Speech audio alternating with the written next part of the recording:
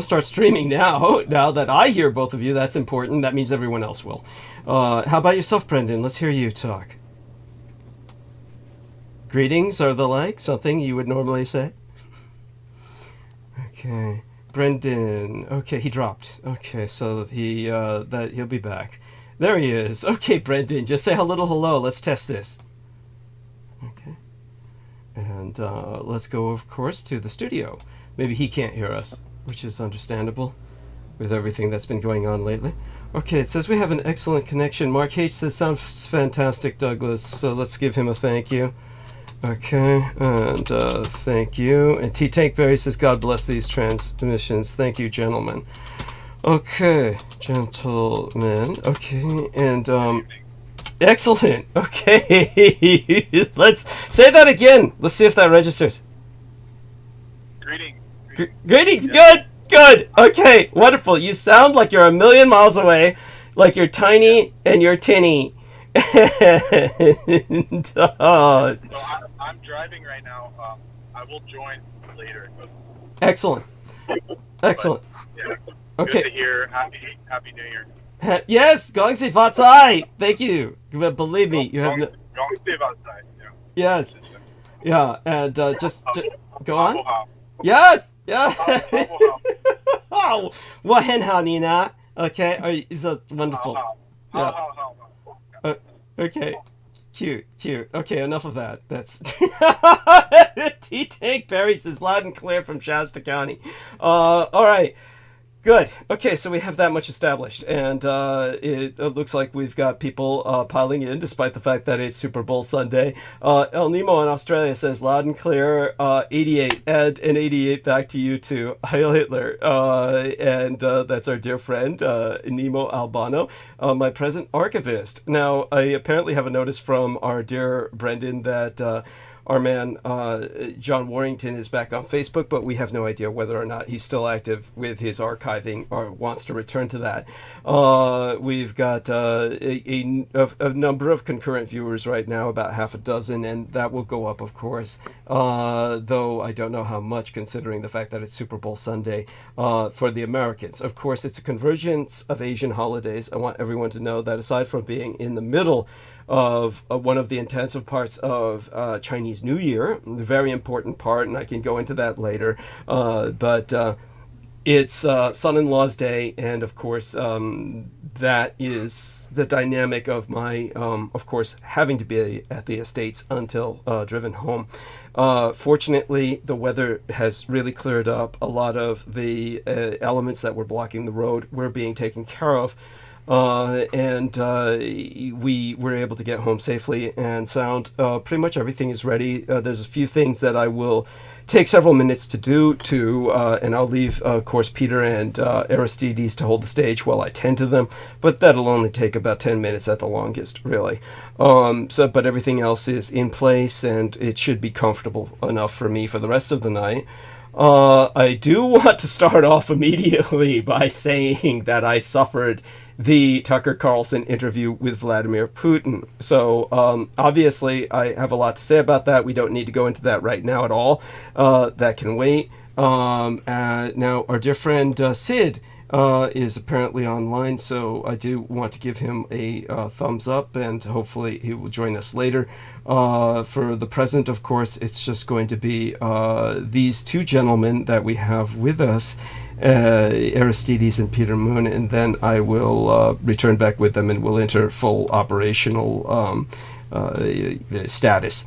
Aside from all of that, the news that keeps appearing on my notifications is activities of Taylor Swift. This is bizarre to me, but of course she's a physical intimate, a lover of one of the Chiefs, who are engaging the 49ers in the Las Vegas Stadium right now. The fact that the Super Bowl is being held in Las Vegas, we've entered a new stage of sports exploitation that is it's very reminiscent to me of rollerball. This is now that gambling has been legalized in terms of the sports world, which of course Mark H could go into in depth, It's one of these things that he's no longer involved with that world. One hopes to the benefit of his sanity. But it's the combination of that and the very location of Las Vegas probably makes this the most bet upon or gambled upon Super Bowl in history to this point. So Super Bowl 58 has a certain special status of now merging with the entertainment world, what with Taylor Swift being involved as something that is someone who is acknowledged to the point that she is. The celebrity element has become such an integral part of football that this is not your father's football. Acid Kick says, I can't see the chat in the YouTube stream, Douglas. Well, reset your page, Sid. Reset your page. Other people obviously see it because they're engaging in it. So see if that works. And hopefully, you can get back to us and report that you're happily participating. Okay, so that being said, before I take off for 10 minutes to tend to just the minor little things that need to be tied up, let's engage with Peter Moon in particular. Aristides is, of course, here as backup, but I'm certainly happy to have him here with us. And Peter, before I take off for 10 minutes, how was your day today? How's things been since it was eventful, yeah. And perhaps I'll talk about that. But the one good thing about the Putin interview is that nobody's really paying any attention to it. I don't know about that, but it went over like a lead balloon. I'm telling you. I hear what you're saying. I mean, believe me, I will certainly in my. It did not have the impact that Tucker would have liked it to have. I did watch the whole thing, but anyway. Oh my God, you suffered through that? Oh, yeah, I do want to hear your report when I return. Believe me, in depth, because that's. How did you stand it? That was one boring ass. You know what? This is the thing. When I'm doing certain things, I can listen to it in the background. Oh.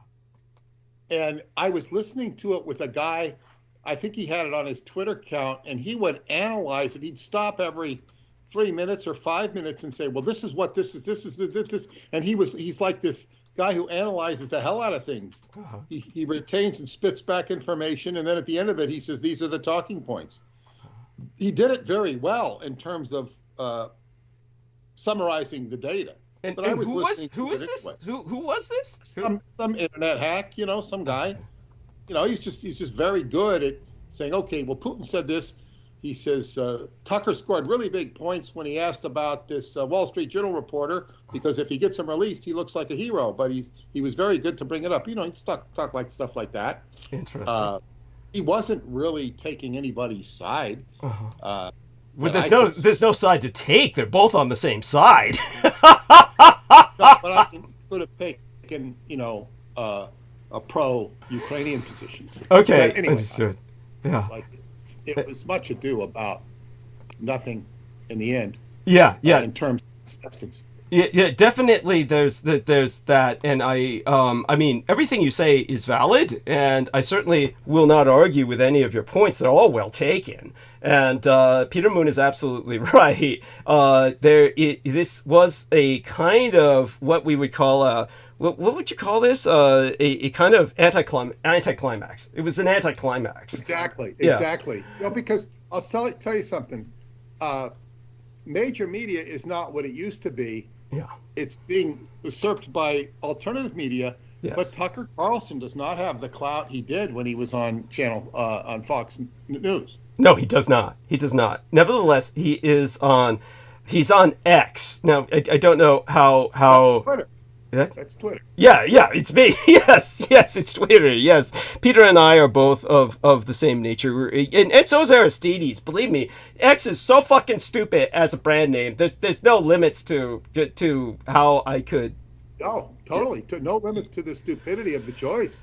Yes, thank you. It's just there's I could go on about that for hours as to the stupidity of that asinine indulgence. If this isn't the NFL of our fathers, this is this isn't the Twitter of our kids. Yes, that's right. This is no, it's something else now, and I'll go briefly. So the one thing that I do want people to be aware of is, of course, before I take my 10 minutes to just tie up some loose ends, I do want to remind everyone to hit the upvote. Understand, of course, that as soon as we start this transmission, we are hit immediately by automated bots that press the downvote. And this is something that exists because of the stupidity of a convergence of bizarre behaviors. One is the aggregate system of YouTube, which behaves on a popularity aggregate and therefore responds to whoever is the most popular will be distributed the most. In other words, the more you have, the more you get. There's something intrinsically so unjust about that, so stupid, that it's a system that is like meant to be as there's no word for it, elitist as possible, and to maintain the influence of the elites. Obviously, that's the reason for that. We'll leave that. To get back to our situation at the bottom of the food chain, we're stuck with counting on you. And it's basically, we're fighting a guerrilla war as our man, Marshall McLuhan, the genius, back in the 1970s, observed World War III will be a guerrilla information war with no disambiguation between the military and civilian populations. Everyone is a battlefield. The battlefield is the population base itself. The prize or the territory is your heart, your mind, your very soul, of all of you, each and every one of you. And you're stuck. You're just like people caught in the crossfire. You have no choice in this. You're stuck. It's your war, whether you want it to be or not. So you've got to fight it. And that means you've got to participate. So hit that goddamn upvote from every IP address you've got. That means your PC, your laptop, your cell phone, your personal computer, anything that's got a different IP address, you hit that upvote on this video, because that's the only thing that's going to get us distributed so that other people can hear the son of Adolf Hitler is alive and well and living in the United States and trying to get out the truth, his analysis of the situation of the world around you. And that without you, he's nothing. And so therefore, it's your war, your world. If you want the world that your children inherit to be a lot more just and equitable and meritocratic than the crap we're dealing with right now, a system that operates on whoever has the most power gets the most plug, then you'd better take my side and hit those upvotes. We'll talk about contributions later. I'm stable enough right now, but of course it is a holiday month. The entire month is a holiday, and I will of course be forced to spend money just out of that reason alone. And so by the end of the month I'll probably need your help. So we're going to emphasize the fact that contributions are always welcome when I come back. Hopefully I'll remember to take a few minutes to credit some of our contributors, because I haven't had the opportunity to do that in the last few transmissions. Literally, we were knocked off bandwidth in 3 transmissions in a row. The latest transmission was the first transmission that was a full transmission in 3 episodes. Through no choice of mine, and yet it worked out perfectly for me. Believe me, I did not want full episodes, those other 3 transmissions, and I strongly suspect that the Dietrich Artellect, for those of you who are not familiar with what I'm talking about, that's a true artificial intelligence that has a whole history behind it that Peter Moon and I go into in the book we're working on now. I strongly suspect that Dietrich Artellect really knocked me off bandwidth more so than the deep state, just for the sake of my mental and physical health. And obviously, I'm much more raring to go and talk tonight. I've had my share of blood. I've had my share of, relaxation, rest, and recreation, as well as, of course, taking care of my responsibilities as a teacher. A tutor, for those of you, I'm not a professional educator in the public school sense, but I am a private tutor in terms of history. And again, we can cover that later. Most of you are familiar with the story by now. we don't need to go into it. Just accept that and roll with it for the moment. All such being said, this has been a convergence of major events. For one thing, it is, of course, Chinese Lunar New Year, or Asian Lunar New Year. It is also celebrated by the Vietnamese. So the correct term for it is actually either Pan-Asian or Sinoviệt Lunar New Year. And it's really a luni-solar calendar that is used by the East Asians as opposed to a strict lunar calendar. So it's a luni-solar New Year, and this particular day was Yíngxùrì, Welcome Unto Son-in-Law's Day. This is the second day into the Spring Festival, which is what the Asian Lunar New Year is, in case you didn't know. It's Chūnjié, Spring Festival. We're entering, this is the second day of the Lóngnián, the Year of the Dragon. And I believe it's the Golden Dragon. Someone can correct me on that in case I'm wrong. I haven't had a moment's chance to pay attention to the elemental aspect of the zodiac. But we're entering what's considered a very fortunate and lucky year in Asia. I can go into that later if people are interested. But it's a day spent visiting relatives and friends. On this day, a married daughter must bring her husband and children to her parents' home. This is why I had to be at the estate. She must bring a gift bag of crackers and candies, which her mother will divide between neighbors. And this simple gift shows that it's the thought that counts and expresses the daughter's longing for her hometown. And as for what normally goes on at times like this, everything is fucking closed in Asia. In general, aside from, only big malls are open. Let's put it that way. Most government offices are shut. But lunch is eaten together, and the daughter should return to her husband's home before dinner. So obviously we can't follow all of these traditional patterns. It's not even a traditional marriage. But nevertheless, my son, who was, once a girl before he had sexual affirmation surgery and was going to be the young lady I was going to marry, before I had to come to terms with the fact that her desire to be a boy was genetic and could not be dissuaded. So she is married to someone now, and I am effectively, therefore, like the in-law. And so we went through that, and it is also in Japan, Kenko Kukinen no Hai. And Kenko Kukinen is the National Foundation Day. This is the 3,000th anniversary, approximately, of Japan's birth as a nation. So Japan was founded 3,000 years ago, and I'm speaking in approximation, of course. And but it's the national. It's Japan's 4th of July, except it's not like an Independence Day because there was no revolution against anyone. Other nations like France, America, modern nations, young nations, baby, infantile nations, they have Independence Days because they have to be independent from someone else. Japan never had that. Japan was born of itself, and therefore Japan is its own world. And it was established, founded, this is its foundation day, 3,000 years ago. And it's the actual 4th of July, if you will, or Independence Day, for lack of a better parallel, of Japan is actually tomorrow. Or rather, it's today, but they're going to observe it tomorrow so that the Japanese get a 3-day holiday. So, but today is the day. And so it was all weekend that this was to be celebrated in Japan, which does impact, of course, our estates as well because of the business that's run between Japan and my son's husband. So between that and the Asian Lunar New Year and the Super Bowl Sunday, it was everything because Super Bowl, San Francisco, our team is at the Super Bowl. And I'm not keeping track of the game. I'm not that kind of person. I was born without the sports gene, but I know enough about it to appreciate it, and certainly appreciate that it's becoming more and more of a family event. Actually, this is all positive, really. I view Super Bowl's direction that it's evolving in to be a positive because more and more people of the rest of the family, the female side, are participating now. And that's a good thing. Whereas before it was this all toxic male sausage party that was just really gross. But okay, all that being expressed, it is also tomorrow Abraham Lincoln's birthday.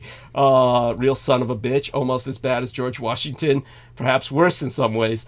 It is also tomorrow, for those of you who don't know, National Freedom to Marry Day, celebrating and promoting marriage between same-sex couples since 1999.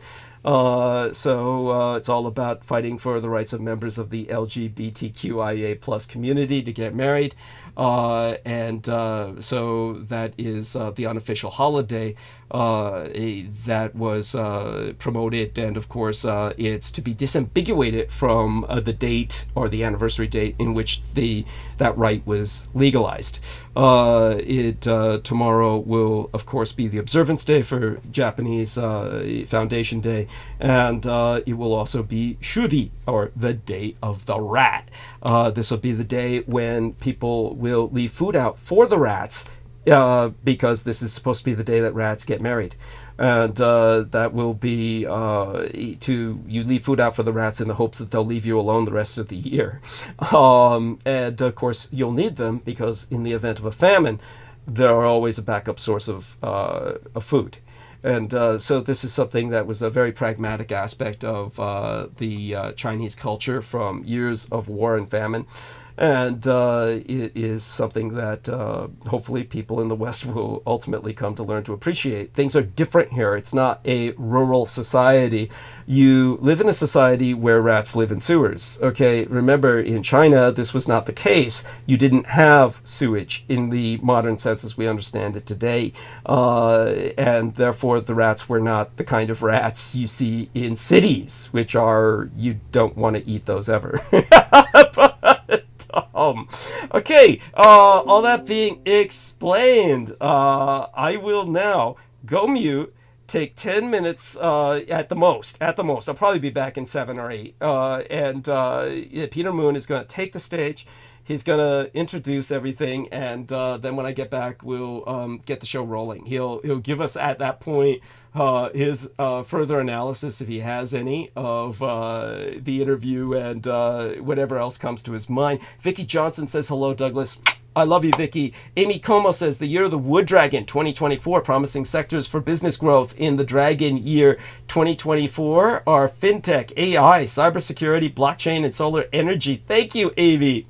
Love you, Amy Como. And she contributed at least 108 United States dollars quite recently. And El Nemo in Australia says, I could only watch 15 minutes of the interview. It was cringe and uninteresting for me. Oh, man. I mean, you understate it. He says, I did notice a clip of that interview where Putin's leg was moving like it had a mind of its own. So Putin had to force his leg to keep his foot planted firmly on the ground. That's 90 minutes in. So I will speak of that later. Putin did have neurological symptoms that were manifest. Now, a difference that needs to be emphasized before I take my little few minutes to tie up these loose ends. I want people to understand that my biological sire, Adolf Hitler, people were, of course, towards the end of the war on the surface world, emphasizing, he had symptoms that might be Parkinsonian in nature, and that he had these symptoms of neurological degeneration, and etc., etc. But he, of course, was acting. And everyone in the bunker saw none of those symptoms when he was in the bunker. Whenever he was outside and being filmed, he would put on this act for the Allies to think that he was the sick old man of Europe, and basically, of course, lead them astray. He was taught to do this by the actor Hanussen, and Hanussen was a Jewish actor who had taught Adolf Hitler stage acting. And Adolf Hitler, of course, credited him, and the fate of that individual is unknown. The Allies will portray him as having been shot. That is not the case. But Hitler, of course, he escaped with Eva, and that is something that I pointed out many years ago. We can go into that some other time. It's hardly something that matters at the moment. What matters is we've got high numbers, and I'm surprised at how many people we have watching right now, considering it's the Super Bowl Sunday evening. But hey, you're all welcome here, and I thank you for your attendance. With that being said, Putin, on the other hand, has no reason to be putting on an act. He has every reason to be hiding any physical illness. So it goes to show that his illness is there. It's progressive, and he can't stop it. He can't hide it. So that's definitely a factor. And okay, with that, I'm gonna go mute. I will be back in a very short while, and Peter has the stage for now. Thank you so much, dear Peter. Take it away. Okay, well, thank you very much. Here we are on February 11th, the year of the dragon. And I am born in the year of the dragon. So this is my year. If I didn't mention it in the last episode, the year of the dragon, or any year, if that it's your year, it coincides with the 12-year cycles of Jupiter. So that's why it's a good year. In Chaldean or Babylonian astrology, as we're familiar with, your Jupiter return is a good luck period for you, as is your year, whether you're a dragon, a rat, a rooster, or whatever other years there are, as depicted in the Chinese zodiac.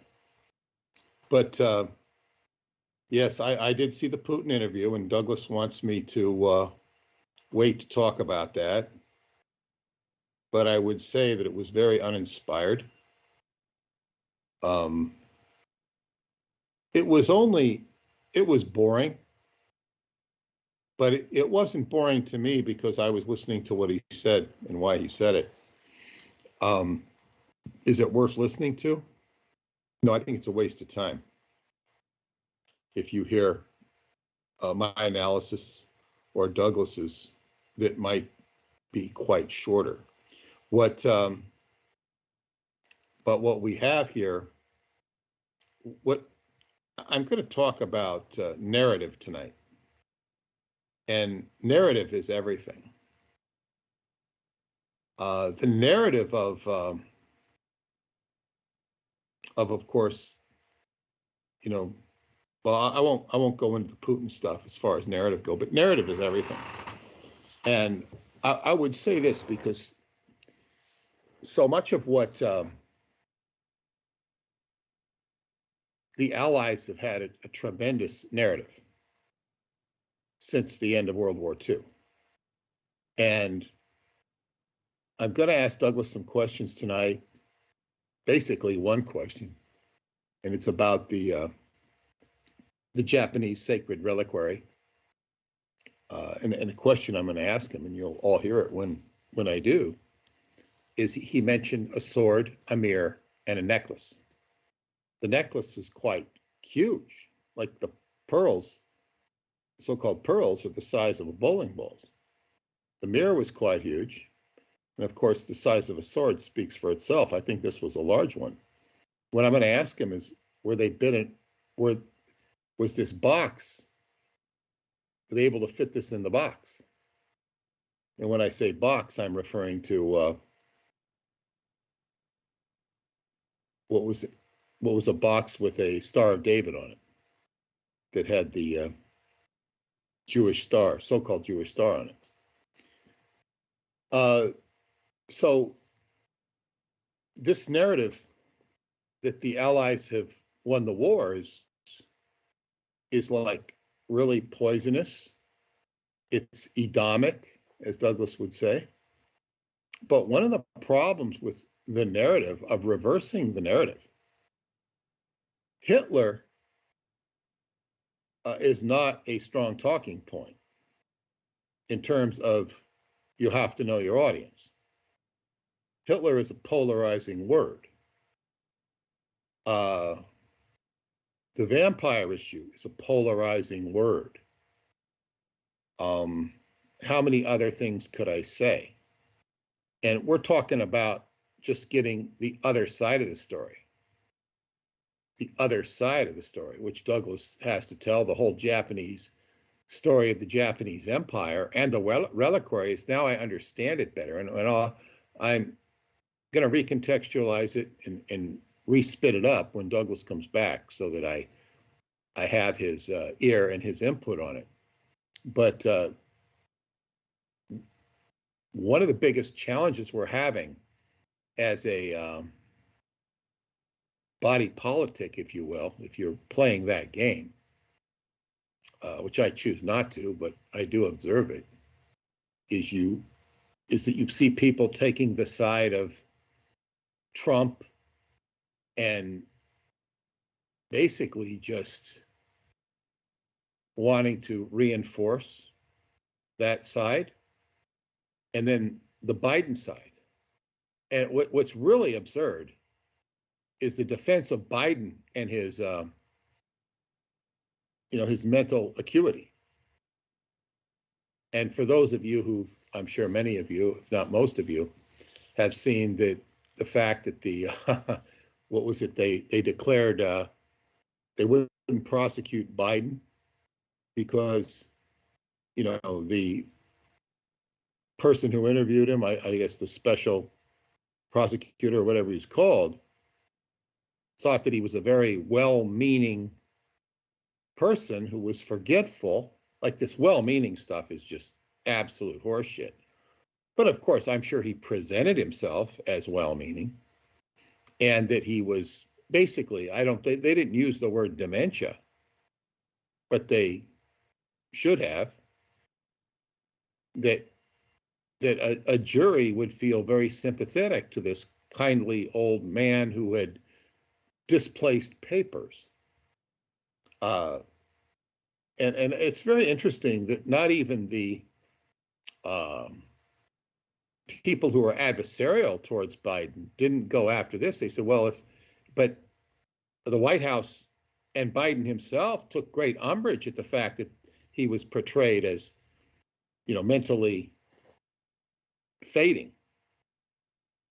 And my response to that, if I was either the advocates of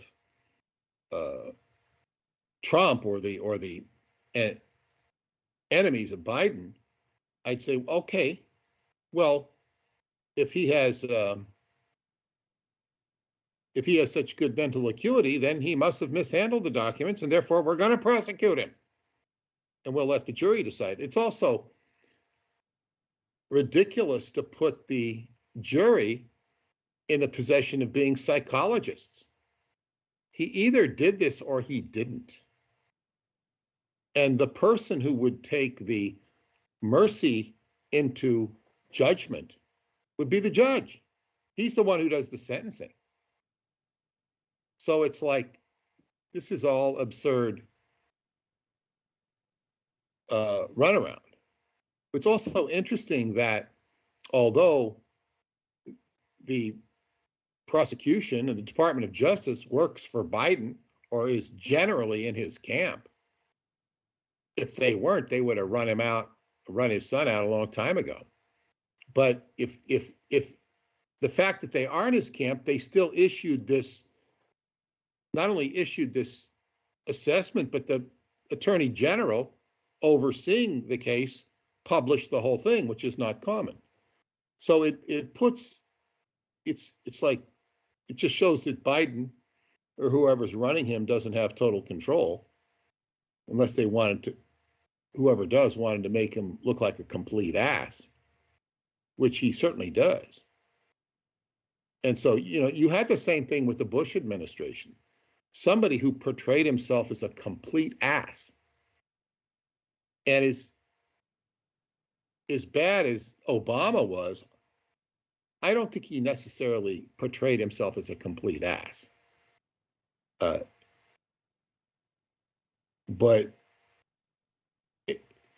so it's like, I guess this is what we're to expect from our leaders. And the same problem with the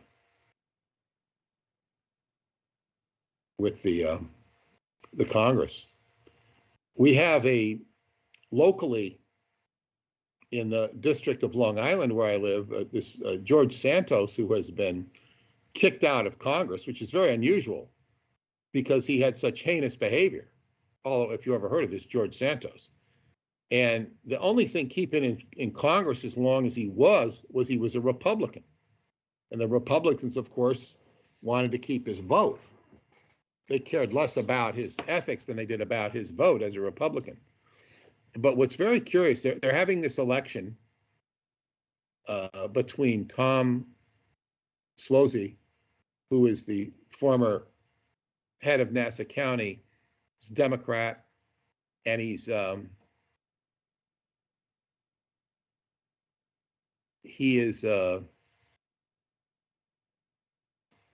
running against this black woman who's an immigrant, beautiful black woman who speaks with an accent like she could be from Africa. She could be from Guyana. I don't know where she is. Not from Guyana, but she speaks with an accent, and I don't even remember her name. But they're constantly running these commercials. The Democrats, well, they both run the commercials, but the Democrats are running these commercials that say, I am pro-life. I am pro-life. And what's very rhetorically curious about that is they're making it sound like pro-life is a bad thing. I'm pro-life. Well, what's the antithesis of pro-life? It's anti-life. This is without even getting into the nuances of abortion. It's obviously about abortion. But when you start saying, I am pro-life, I'm pro-life, what's the opposite of that? It's kind of ironic. Of course, that's a very nuanced issue. And the only thing I would say, I've never met a woman who had an abortion who was happy about it. In fact, the ones I have who I've discussed it with, I've certainly, not necessarily things that people are going to bring up, but they have deep psychological scars over it and guilt. I don't pronounce any guilt on them, but it's just unfortunate stuff. So anyway, this election that they're having on Tuesday will help determine the balance of power in the Congress. I would expect the Democrat to win, but I don't know. I really don't know. Because he has a long heritage of. Okay, I'm back. Oh yeah, I was just talking about the local politics of the county. Okay, wonderful. And how the Democrats are trying to disparage this black woman who's running for Congress in this abdicated seat or new seat, vacant seat by George Santos, the nut job. And what she's saying, she's saying, I'm pro-life, I'm pro-life, and they're saying like pro-life, like it's a bad thing.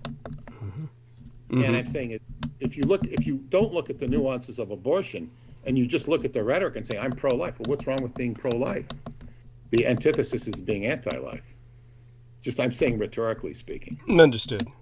It's like what the hell are they saying? But now I want to get into the first thing I want to do before we get to Vladimir Putin. I could bypass him. I just think it's just so insignificant. But the first thing I want to ask you is probably the most important thing.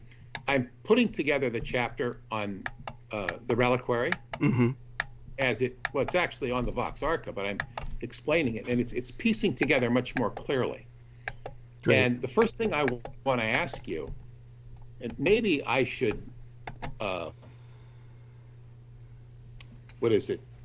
recap the bigger picture for the audience. Sounds good. Is that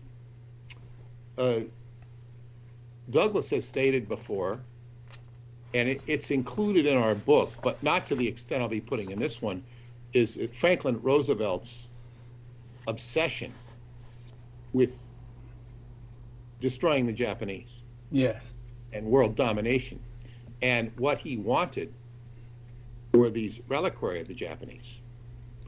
Now, the reliquary, and we talk about the reliquary, we talk about a sword, a mirror, and a pearl necklace, which was more like an anchor. It was so big. Yes. And you don't have to answer this right now. Thank you. 49ers just scored a touchdown to take the lead. Cool. Thank you. Appreciate that. We are rooting for San Francisco. Yes, thank you. It's partly my home. Yes. California, Northern California, and people realize that anybody in Northern California, they're all 49er fans and San Francisco Giant fans. But anyway, it's actually a good game. It's a close game. And Travis Kelce, Taylor Swift's boyfriend, has done absolutely nothing. He is like one of the best players in the National Football League. And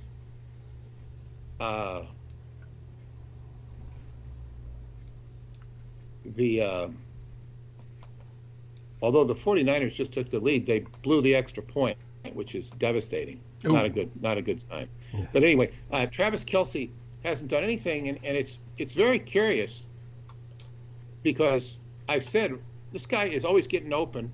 So why don't they have somebody cover him? Nobody has anybody cover him.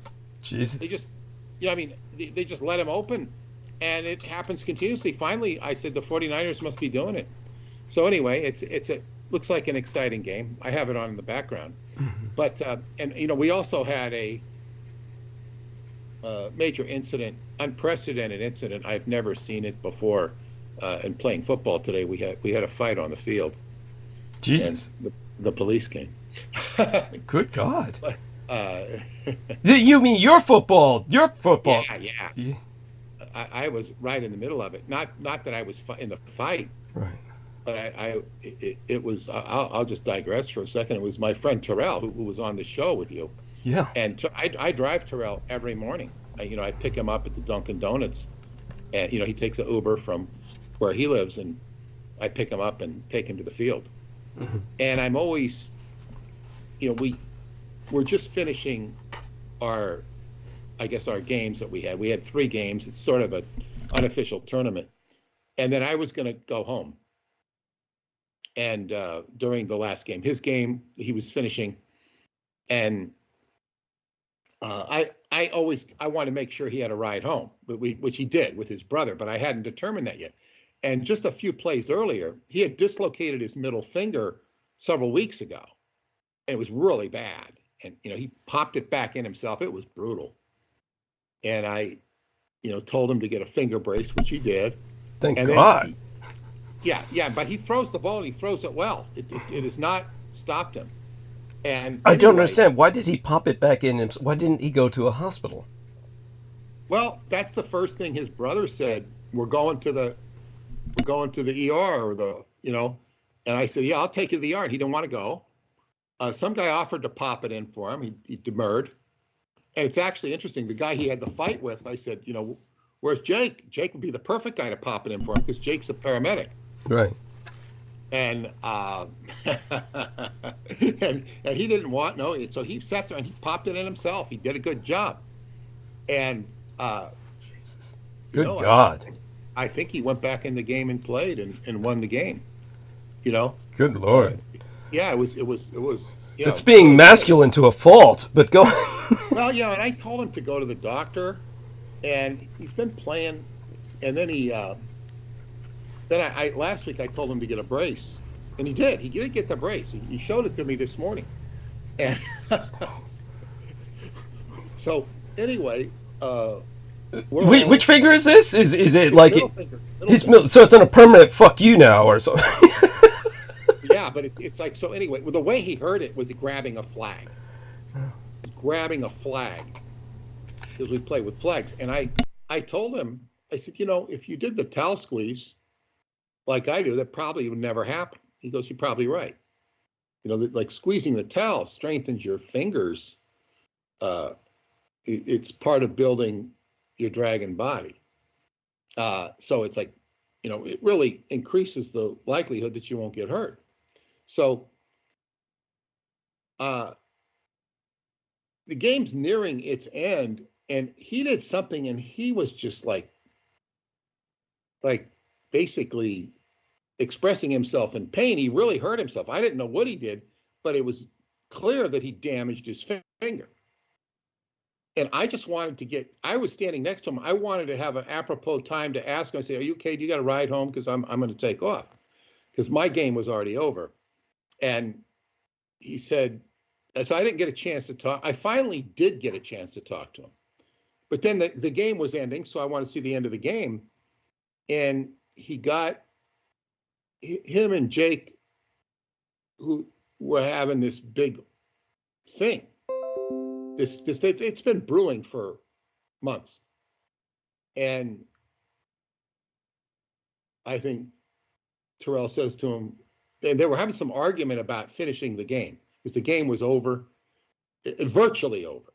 And the game was virtually over. The other team was running out the clock, and Jake says something. He says, "Fuck you," Terrell says. And Jake says something to him, and he says, "Fuck you back." Much more expressive than I just said it. And then Jake walks over and takes off his glove, and he's ready to attack him. And I'm saying, don't do anything. His finger is damaged. You know, he can't fight. So they both go at it, and I really can't see what's going on because everybody's piling around him trying to pull him off each other. And when it's all over, I go over to Jake, and he's like breathing bad, and I said, "Are you okay? What happened?" He says, "He choked me." Oh, good God! Now, I'm thinking, how can he choke him with a broken finger or virtually broken finger? I don't know. So I go over to Terrell and I say, and Terrell's laughing. He says, "You know, it's amazing that we've been playing all this time, and we've never had a fight before. We've never had a fight." So I said, "What happened?" He said, he can breathe. He says, "Well, I had him in headlock," which was really smart. He says, "I'm just trying to stop him." He says, "You know, he initiated the violence," which he did. He initiated the violence because he was triggered. So then I didn't find out till a few hours ago. I'm looking at the group chat because they're supposed to be going to a Super Bowl party together, and they were saying, "Oh yeah, they're both going to be going there." They know the guy who's hosting the party. I didn't know there was a fight. I don't want them both. I don't want them both coming here.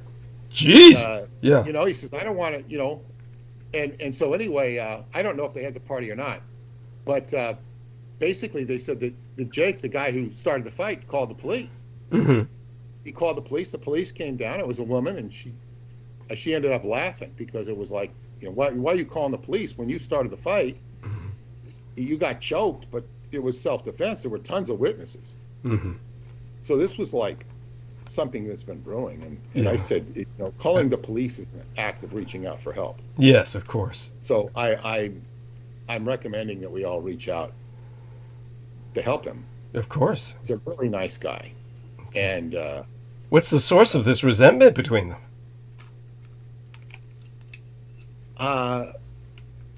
I think that Terrell was getting really pissed off because Jake was complaining about his love life. He kept getting the wrong woman. He's asking for help, and everybody's saying, "Well, just cool it." And I told him Venus was retrograde. I said, "Don't do anything while Venus is retrograde." So then he starts dating some woman, and then he's ready to marry her in a couple months. And it's like they're all just ragging on him. Like, how can you do this? You ask us for your help. Mm-hmm. Don't do it. You know, don't do it. It's crazy. She's using you. Now, I really know nothing about the girl, nothing about the situation. And then Terrell's saying, "You're drawing all the attention off of my brother who just had a baby," you know, and they're posting this. And it's like, you know, so it's like this, it goes back, it goes deep. And it's really interesting, you know, when we went to this game last September, these guys are all young. And I said, "Well, how did so-and-so know and so? How did so-and-so and so? Oh, yeah, we used to hate each other. Oh, yeah, we used to hate each other." All these guys, you know, it's like they go back to high school and stuff. And some of them hate each other. I hated him. Oh, now we're friends. I don't know. Wow. It's a different generation. But I get along a lot better with them than I do with the people my age. Understandable. Yes. Yeah. That makes sense. I mean, it's just a totally different mindset. Well, you're young at heart. I don't know what it is. I mean, they're like my daughter's age. Mm-hmm. And, you know, I mean, they would have been like, if they were friends of my daughter, they would have been like, you know, hanging out in the house as little kids or what do you call it, teenagers. Right. So I don't know, but so anyway, so we had a major incident, and then I'm sure this will, it also becomes like a moment in history for everybody. Everybody will remember it. Yes. Yeah, Because definitely. I don't see them not interacting together in the future. But, you know, that, because they're both focal points of the whole the whole organization. It's not an organization officially, but they're both focal points. Right. So anyway, let's get back. So I had just interfered with a 49er touchdown. No, It no, looks like that's it looks like fascinating. Kansas is about ready to score another one themselves, and reverse the.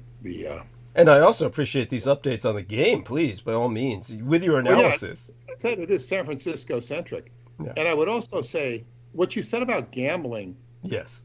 You know, it's like I'm not a gambler. I shouldn't gamble astrologically, and I'm just not into it. I know it's very big in the Chinese culture, but it's like it's no longer about who wins the game or by how many points. It's who wins the contest. What color of sweater is Taylor Swift wearing? How many first downs will Kansas City get? How many interceptions will there be? You know, I mean, it's like it's just gambling for the sake of gambling. You know,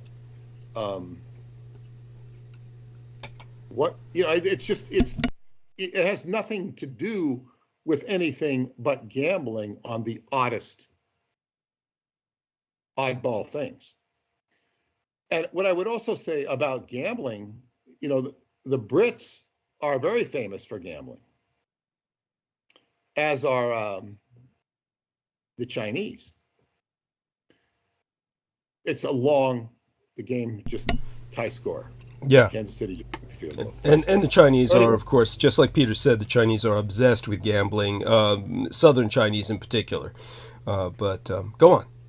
Yeah, well, now, the Brits have gambled. And see, although it was one of the worst things you could do when I grew up, to be immoral, at least from a Christian sense, was gamble. The only place you could gamble was Nevada. It was all consolidated and localized in Nevada because it was such a evil thing to do. You could maybe play poker in certain places, but legally. But the thing about the Brits, they never had any inhibition on gambling. It was just a way of life in Brits. And a big fact of gambling was the insurance house, Lloyd's of London, that would initially provide insurance if you were sending a ship out to sea. And you could be insured if you were a ship owner if your ship went belly up. That was how, and that way you could stave off your losses because it was expensive to fund a ship. And so Lloyd's of London was the insurance house that was famous for being willing to insure anything. I first learned of them in Scientology because the ship, right? He insured Lloyd's of London, and I don't remember. I don't know what was insured or what was not insured because I never saw those records. But I remember when we had building on the corner of Cleveland Street and South Fort Harrison, it burned down. That was the whole fiasco.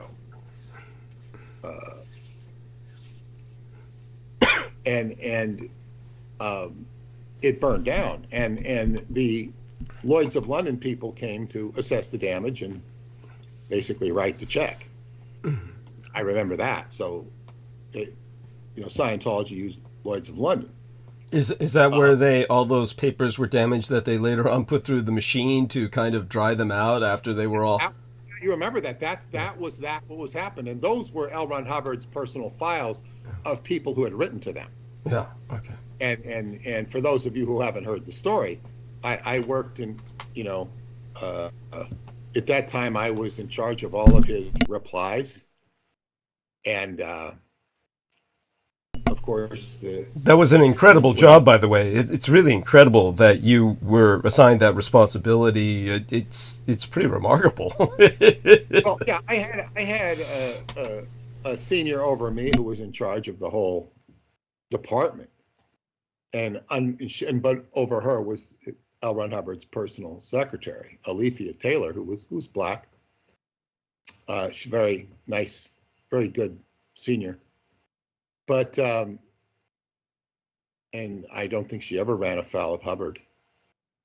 If you worked for him in his personal office, I always felt he was very supportive. But because, you know, he appreciated you. Mm-hmm.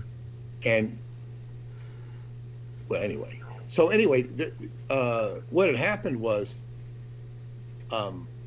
I came out of the office one day with one of my friends who worked there, and we smelled smoke. And we were both from the ship, and when you're on a ship and you smell smoke, you act.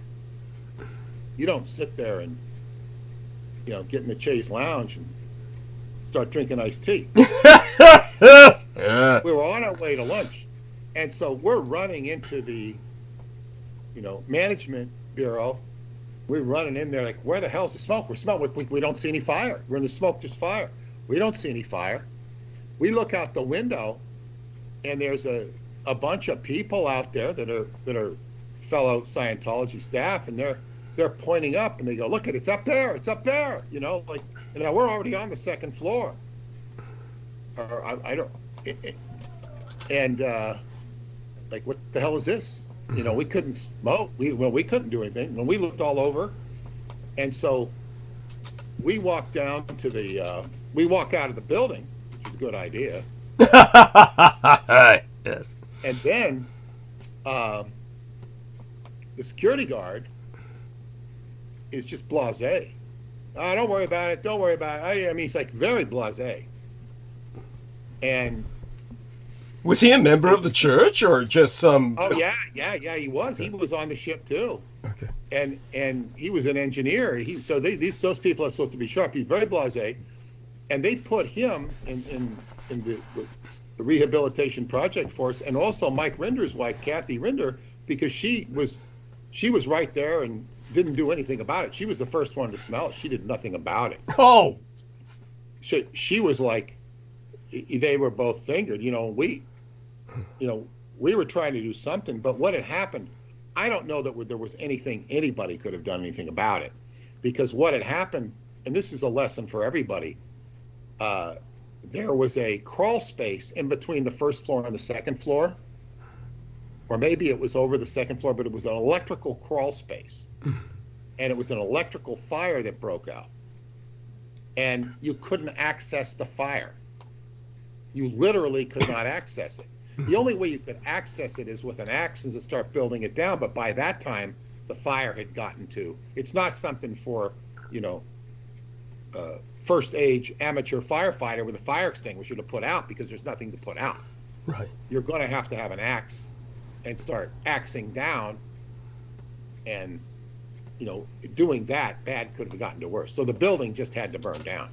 And nobody could do anything about it except watch it from a distance. And I shouldn't say the building burned down. What happened is the fire department goes in there with the water, and the water damage is far worse than the fire damage. I don't think the water put out any of the fire. But what it did do was waterlog all of the files of L. Ron Hubbard, in addition to whatever other files were waterlogged. But those were considered important. So I'll never forget going back into the office after a day or whatever it took to, to reconcile the situation.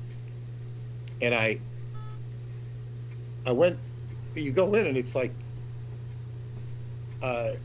your home burnt down. Yeah. You know, even though Yes. I wasn't living there, I had an apartment to go to, but to live in. But it was like, God, it was so sad and dejecting to have your home burned down. Yeah. So basically, we just learned how to, or answered letters without the files. Whenever you answered a letter, you would have a file from the person, which would include all of the correspondence that person had had, and of course it tells a story. And you don't answer a letter without a file, because you're not informed. You don't know what's happening. Right. Because it might not be you answering you might be familiar with the person, but the person answering the letter on that day might not be. So you always had the file. So it required a little bit more agility to do this. And but so we worked in a basement at the main building on Fort Harrison Avenue, which is now palatially renovated. And there was a whole, I mean, it took like a year to reconstruct that building. But what they did with the files, they took them and they had the rehabilitation project force take each page of each file, each piece of paper, and they put it in a machine that looked like a microwave. And when it emerged from that machine, it would smell like bubble gum. Wow. Yeah. And fascinating. Yeah, and they would also hang the files out, because they had to take them out, and they would hang them on clotheslines. And so you had all these people hanging out files on clotheslines. My friend who was with me supervised it. He was in charge of the files. And so they were like, it was a massive effort to preserve the files. And they said they all smelled like bubblegum, because you couldn't have the smell. You didn't want that smell. Yeah, the smell was basically when the firemen put out the fire, for our listeners, they saturated everything, or the sprinkler systems as well, and the two of them left all the papers moldering, the water. Yeah, with mold and smoke, the smell of smoke, and as they say, the bubble gum was like magic. Incredible. So, that was, and where those files are today, I have no idea. But, and I would also comment that, those were all the celebrity files or whatever. Not that they were a high percentage, but, if you'd answer a letter for Chick Corea, you'd have his file. You'd see the previous correspondence. Or if it was John Travolta, I don't remember John Travolta's folder. But whoever it might be. And, of course, you knew a lot of stuff about those celebrities and whatnot. And I would also say that's one of the big fascination points in Scientology is celebrities. Yes. And to me, and I can't say I was the only one by any stretch of the imagination, but they were just so incidental. Although they were heavily promoted and there was a big fuss when John Travolta would come to the base or something, they were incidental because they knew nothing about the inner workings of the Church of the Technology. They knew the, more mundane aspects of it. Yes. So it's like to me, they were of no interest. Right. They were of value in terms of their ability to, I guess, recruit people. That's mostly, deceive them, as the case might be, but no, they were not that interesting. Thank you. Because they weren't the mojo. They had their own mojo, but they were not the thing. Thank you. I mean, you saw through that, and of course, people did. I mean, anybody can be starstruck or whatnot. But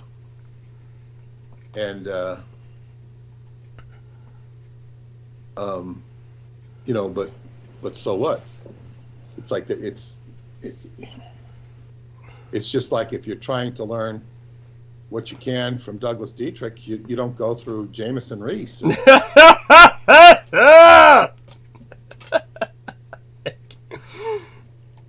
Not that he was a celebrity. In his own mind. I don't know.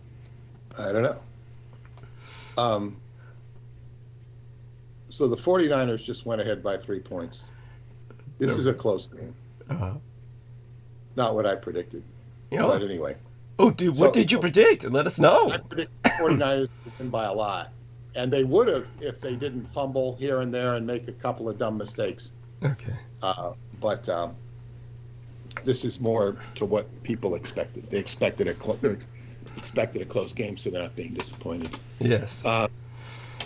And so anyway, that was a digression to Scientology.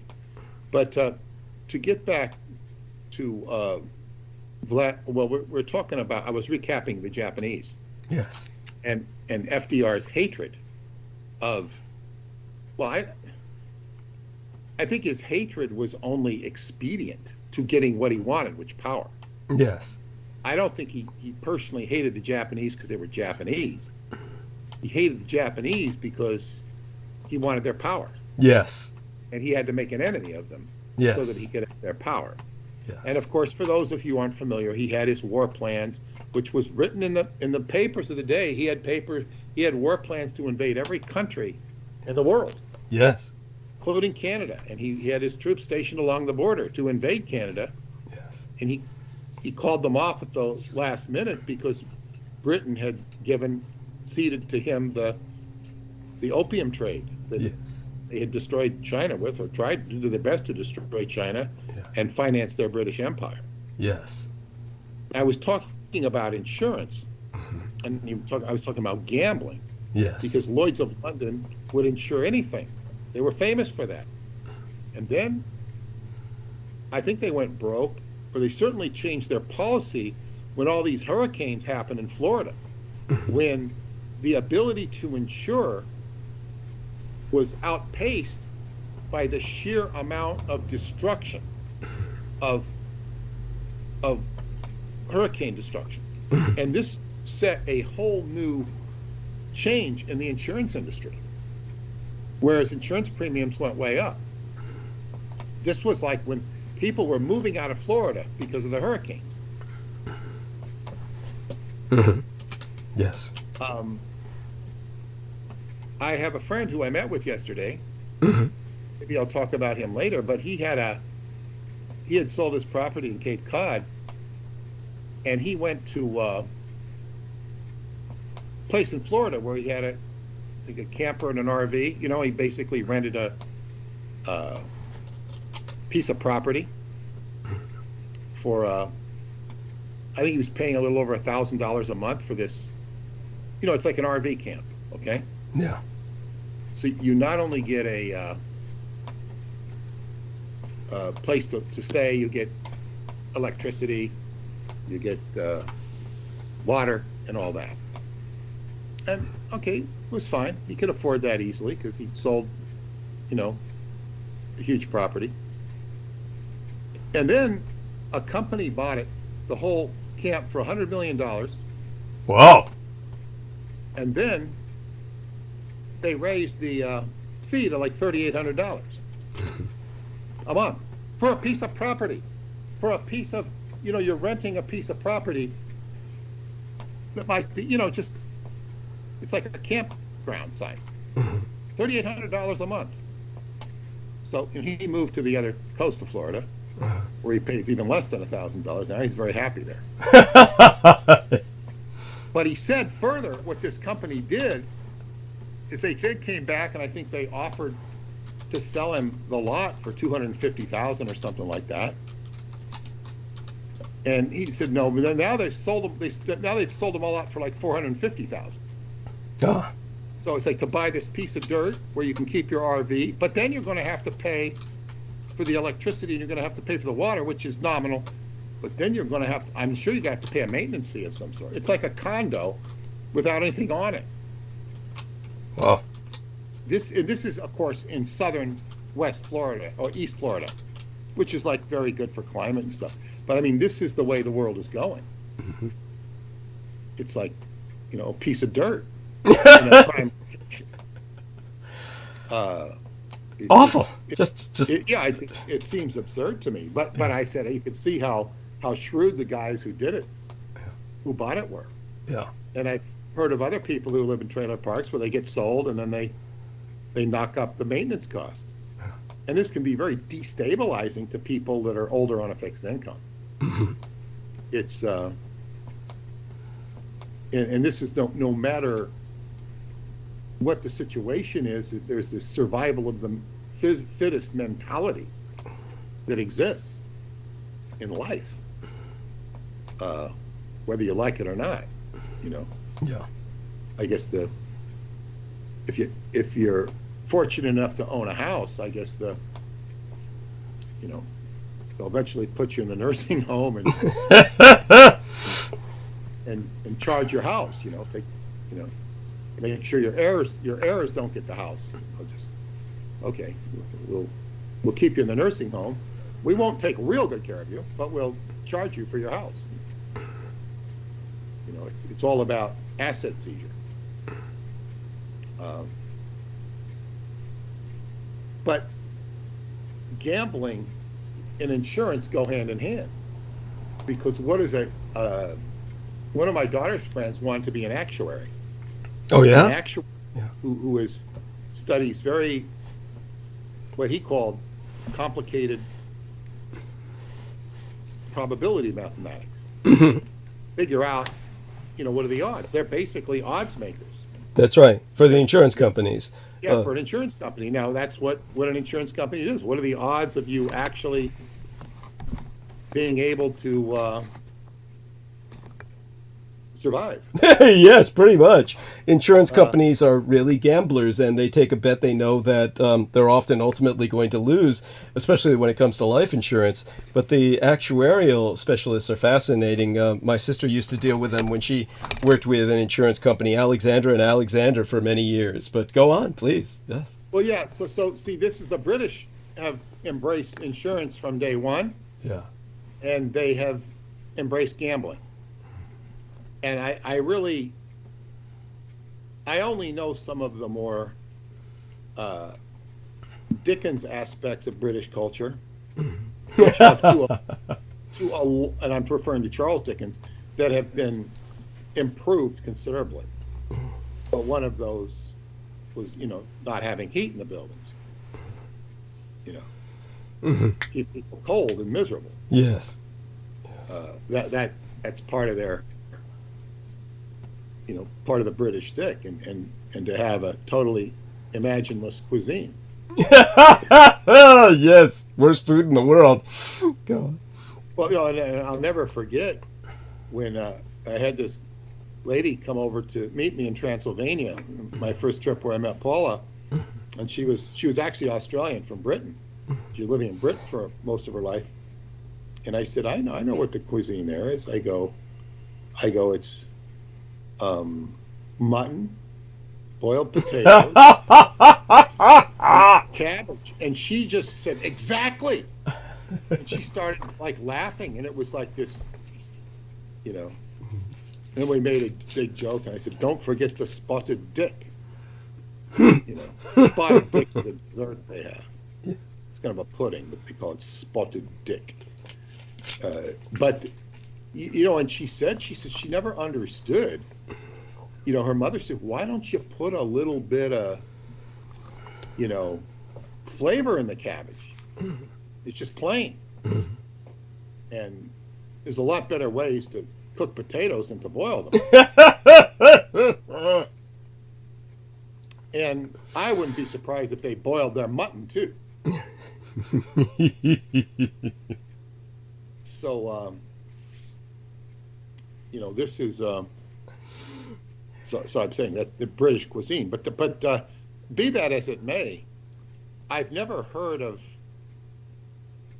gambling being a big issue in Britain, like a big social issue.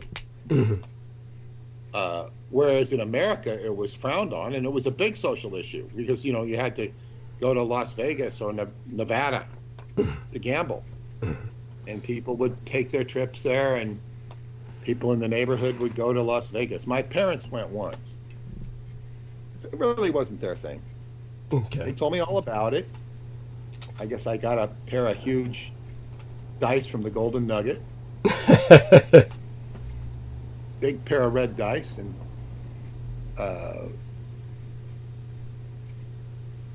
then so, but it was like, I didn't need to go to Las Vegas. My parents went there. It's just like, and of course I wasn't old enough to appreciate anything, but the place never appealed to me. Mm-hmm. It just, I've never been there. I don't care if I ever go. It's probably for the best. Yeah. It's possible I may go there someday to meet up with some of my friends in the dream group. Right. But that's the only reason. But anyway, you talk about gambling. Gambling is just it has just increased the the commercialism of football. Yes. And just made it the marquee entertainment. And somebody told me that Taylor Swift has her involvement with this guy in the Kansas City Chiefs has actually generated $500 million worth of revenue just with her celebrity. And I think they said the average they'd only show her on a game would be like 21 seconds or something, 18 seconds. They just flashed to her for a very short time. Yeah. To watch her reaction when something happens. The game just ended in a tie score, end of regulation. It's 19-19. And if the 49ers had made that, that extra point, they would have won. But they missed on the extra point. So now it's going into overtime. Mm-hmm. Good. So, good. I love it. That's cool. Not only are the fans getting their money's worth, because they paid like $5,000 a ticket, was the minimum ticket. Yeah. And I know some of the players could not afford to put their family in a box. So this and the advertisers will get, this will make more advertising. So with the overtime, everybody wins. Even the losing team wins to an extent because they at least tied the game. They didn't lose initially. So I think it's better to lose in overtime than to lose, period. But to get back to the reliquary, and the reliquary of the Japanese was very magical. I'm not going to go into the details of it, of what each piece of reliquary did, but what it did do was literally enabled the emperor to invoke the sun goddess. Is it Amaterasu? Amaterasu. Amaterasu. Yes. And literally kick ass. Yes. And have the whole Japanese empire line up with him because of the DNA. Mm-hmm. The DNA connection to the ancient civilization. Yes. Of what's commonly thought of as Mu. Yes. But the thing is, this was like a magical rapport that the emperor had with his people through these reliquary. Yes. When we think of the Hebrews with the Ark of the Covenant, at least as it's been portrayed in the Bible, yes, we have this army that could use this for vast destruction to destroy its enemies. It's a destructive tool. But it is a power. It's just raw power. And the alignment of, it seems like it was like the Jewish priests were empowered to be wielding the power of God. Yes. And here you have the emperor wielding the power of the sun goddess. Yes. To rally his people together. As mercenary as Emperor Hirohito was, he doesn't sound like he's crazed to destroy his enemies. it sounds like he's doing it out of self-defense. Yes. Yes. I don't get that same feeling when I read the Bible. I don't. That's I true. don't. No, definitely not. Definitely not. No, there's a mania. There's a mania to their genocide. A righteousness, Yeah. as opposed to self-defense. I really can't speak for what happened at that time, but that's just the way it comes across. And so this is the context. I didn't initially mean to position, the emperor and the Japanese against the Jews, but the thing is, reliquary were stored in a container box. But this is my question to you. Mm-hmm. The mirror and the necklace of pearls was huge. Yes. So I have to ask you, was it big enough to contain all of that? The sword and the mirror? It must have been huge, relatively huge. Yes. You're asking if the Ark of the Covenant or a construct like that could contain these items, yes? No, well, the ark, whatever it was that the Japanese had. Right. What was it? Yeah, well, by the way, just so that people understand, Peter Moon paralleling the Japanese and Jewish cultures is completely, how would I say it, to be encouraged. It's inescapable. It's inescapable because the two cultures are quite interlinked. This was the entire, shall we say, reason for America's passionate envy and hatred of the Japanese was because they knew this. This was something that Americans had been, of course, investigating since the days that they forced Japan to open their doors, to open Japan's trade, their market to the Americans at gunpoint. So in terms of what people need to understand, obviously there's the very ancient, shall we say, the Yonaguni monument level ancient culture that goes back to Mu or Mua. Another name for it might be Mula. I'm just trying to always tell people that the baseline name for the sunken continent that is now the basis of New Zealand, and by that I mean that ancient New Zealand, all you see now are the mountaintops. And it's very important to emphasize, of course, and I'm going to make this as brief as possible. We've gone over this ground before, but it's very important to recover some of this territory and always to put it into context, like Peter is asking about. So understand that there's certain things that I go over simply because we always have new listeners, and these explanations are necessary. So be patient if you've heard elements of this before, and understand that it will also hopefully encourage you, if you've heard this enough, to go research this on your own. So one of the first things to know is that New Zealand is the mountain range structure, the very top above the waters of a sunken continent that all conventional scientists concur. This is conventional science. These are geologers, geographers, geophysicists, anybody who studies paleogeography, ancient geography. Everybody concurs. There's no argument here. This is something that they are trying to encourage schools to teach. So this is not occult history. This is something that is should be common knowledge, but is not. And that's a failure of the educational system. So understand that New Zealand stands out amongst all the nations in the world geographically. The culture we can go into later, or is not necessarily all that relevant to what we're discussing here. Obviously, it has the indigenous culture, which is comparatively old, but really young compared to other indigenous cultures.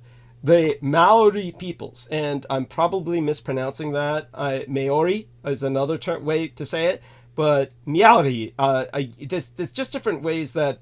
I remember I just had a devil of a time, and when I was talking to Vinny Eastwood once, he was trying to teach me how to say the word, and I just couldn't get it. But Maori, Maori. yeah, Maori. They're related to the Moorish people, and they are the whole impetus of Jainism. Okay, interesting.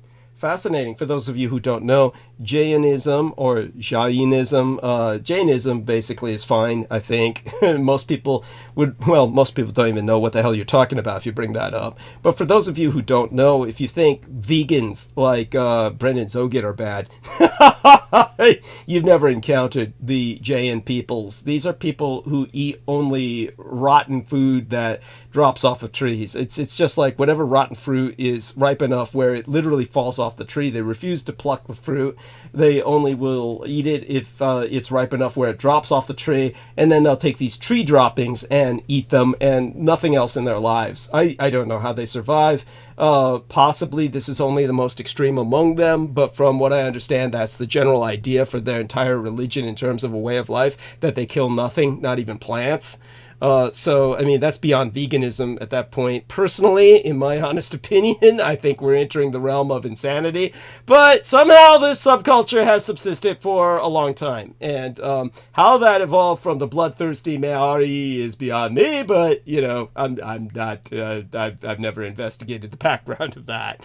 But the Maori are a bunch of bloodthirsty cannibals. When they were first discovered by the Europeans, they ate them. By the way, more power to them. I don't understand why they would want to eat them myself. When you think about how Europeans smelled in those days, not being really ones to commonly bathe, especially those that were on ships for years at a time, and they landed, they must have been really rank. I don't know why, but the Maori wanted their power, and they felt that by killing them and eating them, they would steal their power, or absorb it. More power to them, to use a pun. But such being said, they only arrived on New Zealand, like maybe at the most, about 1,000 years ago, if that. And so New Zealand was, quote unquote, like uninhabited by humanity for the overwhelming majority of its geological existence. This is, of course, strange. It doesn't make geological sense. It doesn't make anthropological sense. But it does make sense in the context of Japan's occult history, which is that the Japanese emerged from this sunken continent, or a continent that was extant, and then sank in a violent cataclysm that was due to advanced technology and warfare, the deployment of scalar weapons, which sank, in a sense, 3 continents at once, rendering the molecular structure of their geophysiology almost into a quicksand-like soup that rendered the continents obviously unstable. And of course they sank, basically shifted, phased, but of all of those continents, Atlantis, Lemuria, Mu, which is simply spelled M-U, but is pronounced, again, Mua, to disambiguate it from the lu of a cow, and you would refer to its population as Mulians, or Muans, or Muvayans. These peoples, they escaped, many of them. Many of the population escaped, and many of them, of course, basically relocated to Japan. And when it came to the continent itself, when it suffered this massive continental level liquefaction, that's a geophysical term for what happens when soil is packed together like artificial soil, when they create artificial islands, which people have been doing for many hundreds, if not thousands of years. And San Francisco, for those of you who don't know, a lot of it is artificial land created by essentially landfill. And this includes Treasure Island, and this includes other parts of the San Francisco Greater Bay Area, like the Marina, which is extended out into the sea by packing in a lot of land that was not originally there. During earthquakes, this suffers liquefaction. It turns gelatinous. It becomes very quicksand-like, and this is where you get that archetypal image that is otherwise physically impossible and you never have to worry about. But this is where you get the archetypal image of an earthquake where people are sinking into the ground. That does happen when you've got liquefaction. So entire continents suffered liquefaction with the deployment of scalar weapons on a massive level that sank continents in an ancient cataclysm, and that's in Japan's occulted history. That is why you have a semi-sunken continent underneath New Zealand. Only the mountaintops were left standing. The population had entirely evacuated, and it was only in the last 1,000 years the Maori arrived, populated those mountaintops. And scientists are now saying that the land beneath those mountaintops is so shallow that it has to be counted as an 8th continent. So they call that continent Zealandia, among other things. The Maori have their own name for it. And, of course, there's other scientific names for it. But basically, you'll find Zealandia most conveniently if you're doing an internet search. So these... From, Douglas, where did the Maori arrive from? From what I understand, if I take a look at my Austronesian maps, what we can do is kind of like a screen share here and do a little bit of... okay, go ahead. Yeah, if we do a screen share here, we could do a little bit of exploration in that regard. Let's take a look at screen share, and then if we were to, well, maybe I shouldn't open up my files with the screen share on because people probably see a lot of the porn files, but I wasn't cruising those last, so I guess I don't need to worry about that. Let's take a look at these various maps of Austronesia. Here we are, and this is where we open up screen share again. Here we are. And we go to where I'm keeping many of the files of these maps. Here we are. And let's go down to Austronesia. And here we are. So when we take a look at the maps of who populated the majority of the ancient world in one of the world's first empires. For those of you who don't know, one of the reasons that it's so important that I was born in Taiwan is, of course, for those of you, again, who don't know, look up the Austronesian origin from Taiwan. Taiwan origins, Formosa origins, Austronesian origins.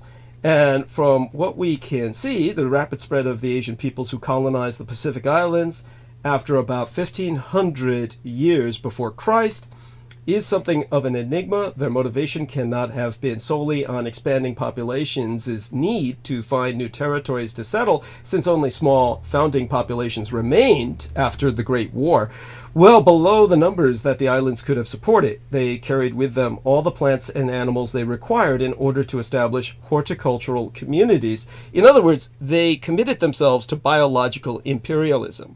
They brought with them invasive species to wipe out the local populations that had evolved on these islands and replace them with those they imported. But marine resources also played an important role in their economies. So colonization of the Pacific, we have the Ice Age coastline, which would be around here, a much larger Australia, and key settlements, ritual structures after AD, after 700 years into our calendar as we understand it today. But all of this sources out of Taiwan into the Marianas, the Marshall Islands, and successive waves into what would be the deep South Pacific and ultimately into New Zealand. So Maori were apparently part of this wave of migrations. If we go on to the next map, let's see if we can actually do that. Excuse me, Douglas. Sure. I just realized something. Sure. Watching that they did migrate from Taiwan, Yeah. they're very interesting because the indigenous black people, the indigenous people of Taiwan were black. Well, they're definitely darker. They're swarthy. The Aboriginals, he's talking about the Taiwanese Aborigines. So Yeah. here we have from Taiwan. Look like Maori just to a certain extent. Well, here we are. Yes, this, you see, one of the world's first empires was the Taiwanese Empire, and it stretched over successive waves of migration 5,000 years ago. It all started in Taiwan. 4,000 years. By the way, this, for those of you who think I'm like personally indulging myself in some kind of nationalist fantasy, look up Austronesian Taiwan origins and you will find out what I'm talking about. So basically, the Taiwanese spread into the Indian Ocean and populated Madagascar, and they spread into the Pacific and populated New Zealand.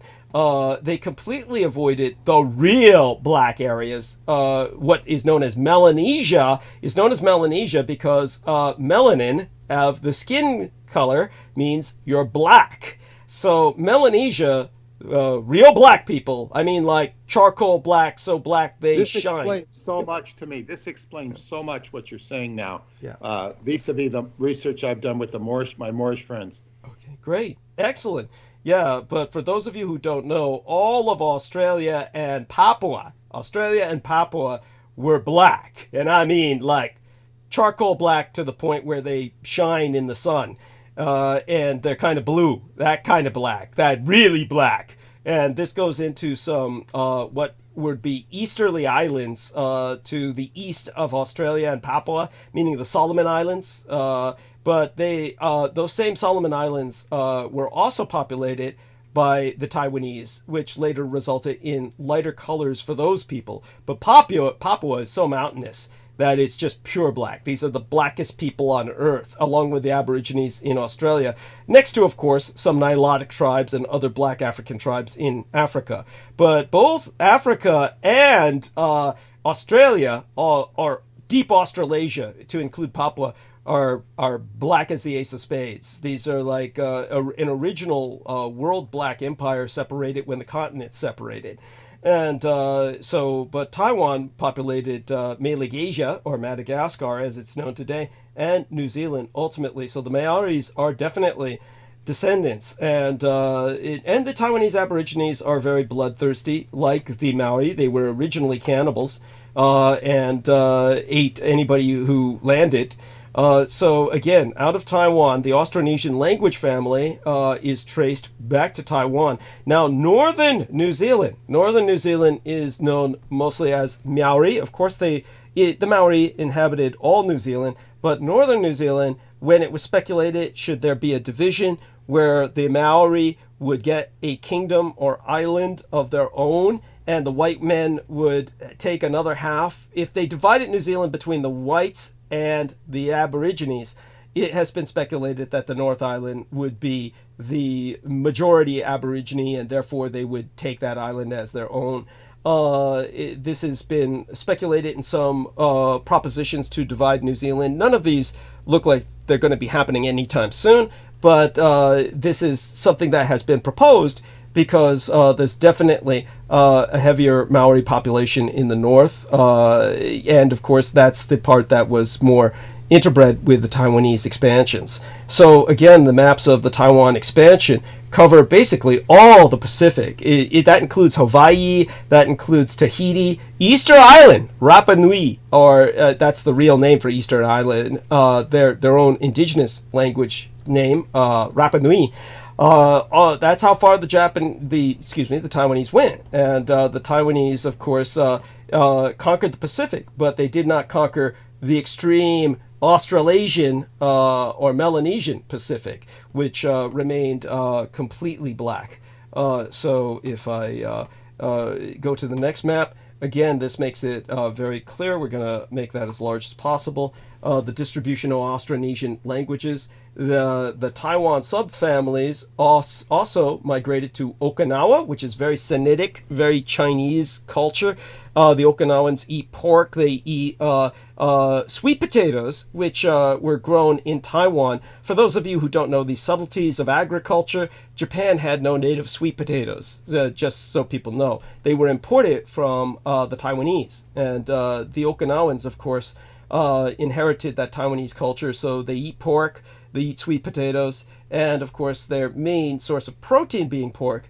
The Americans attempted to exterminate the Okinawans by wiping out the pig population.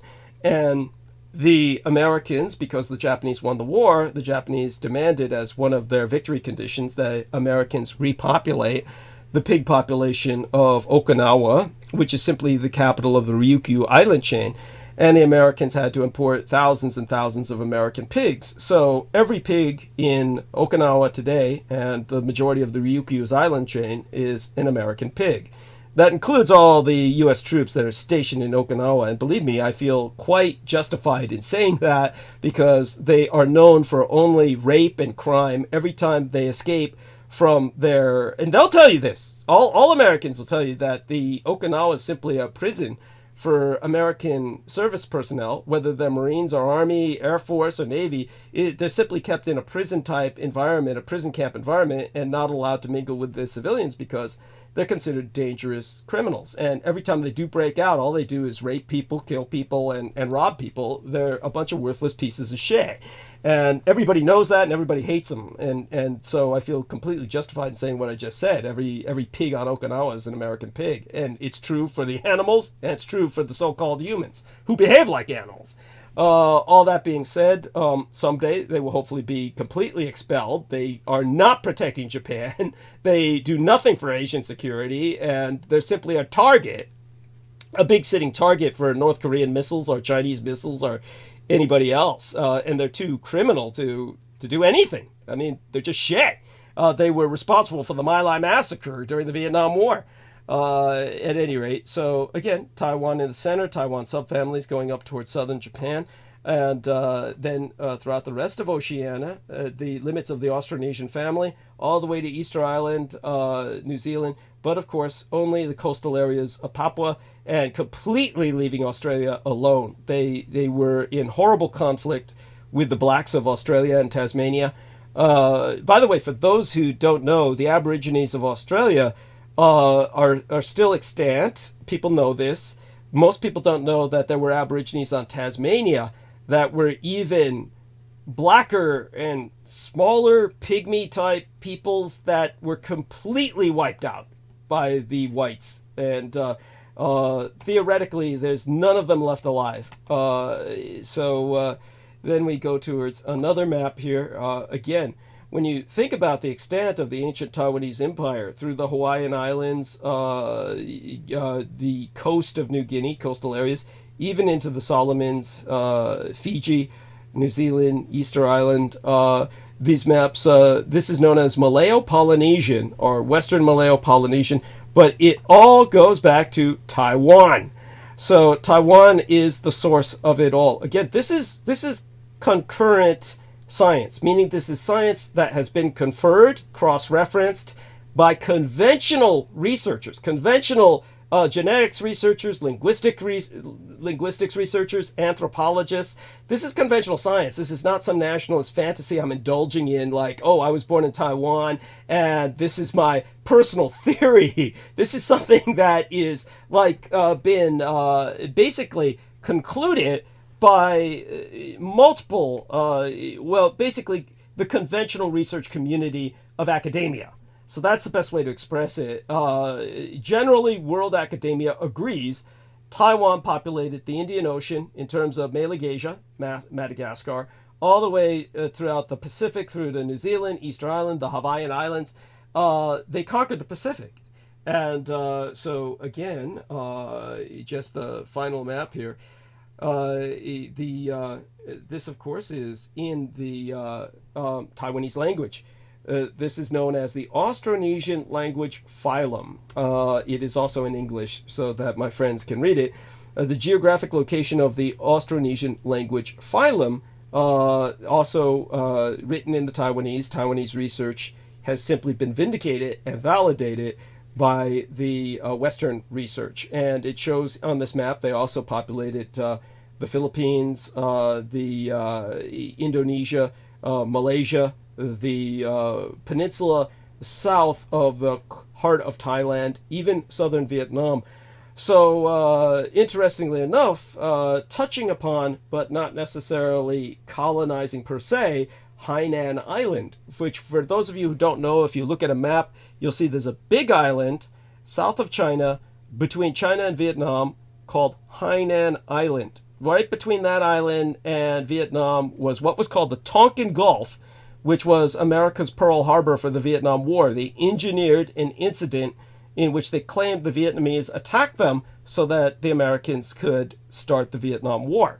You can look that up. It's called the Tonkin Gulf Incident. It has universally been proven that the Americans are the instigators of the Tonkin Gulf Incident, that they're the enemy, the bad guys, that they, and people are able to accept that, but they're unable to accept the fact that the Americans did the same thing at Pearl Harbor, or rather they can accept that, but they don't know the full depth of it. But anybody, there's still people out there who deny that. So, of course, World War II is very emotional for Americans because it's the basis of their culture. It's the only culturally unifying factor they really have. So that series of maps pretty much shows it to a degree what Peter Moon was asking about.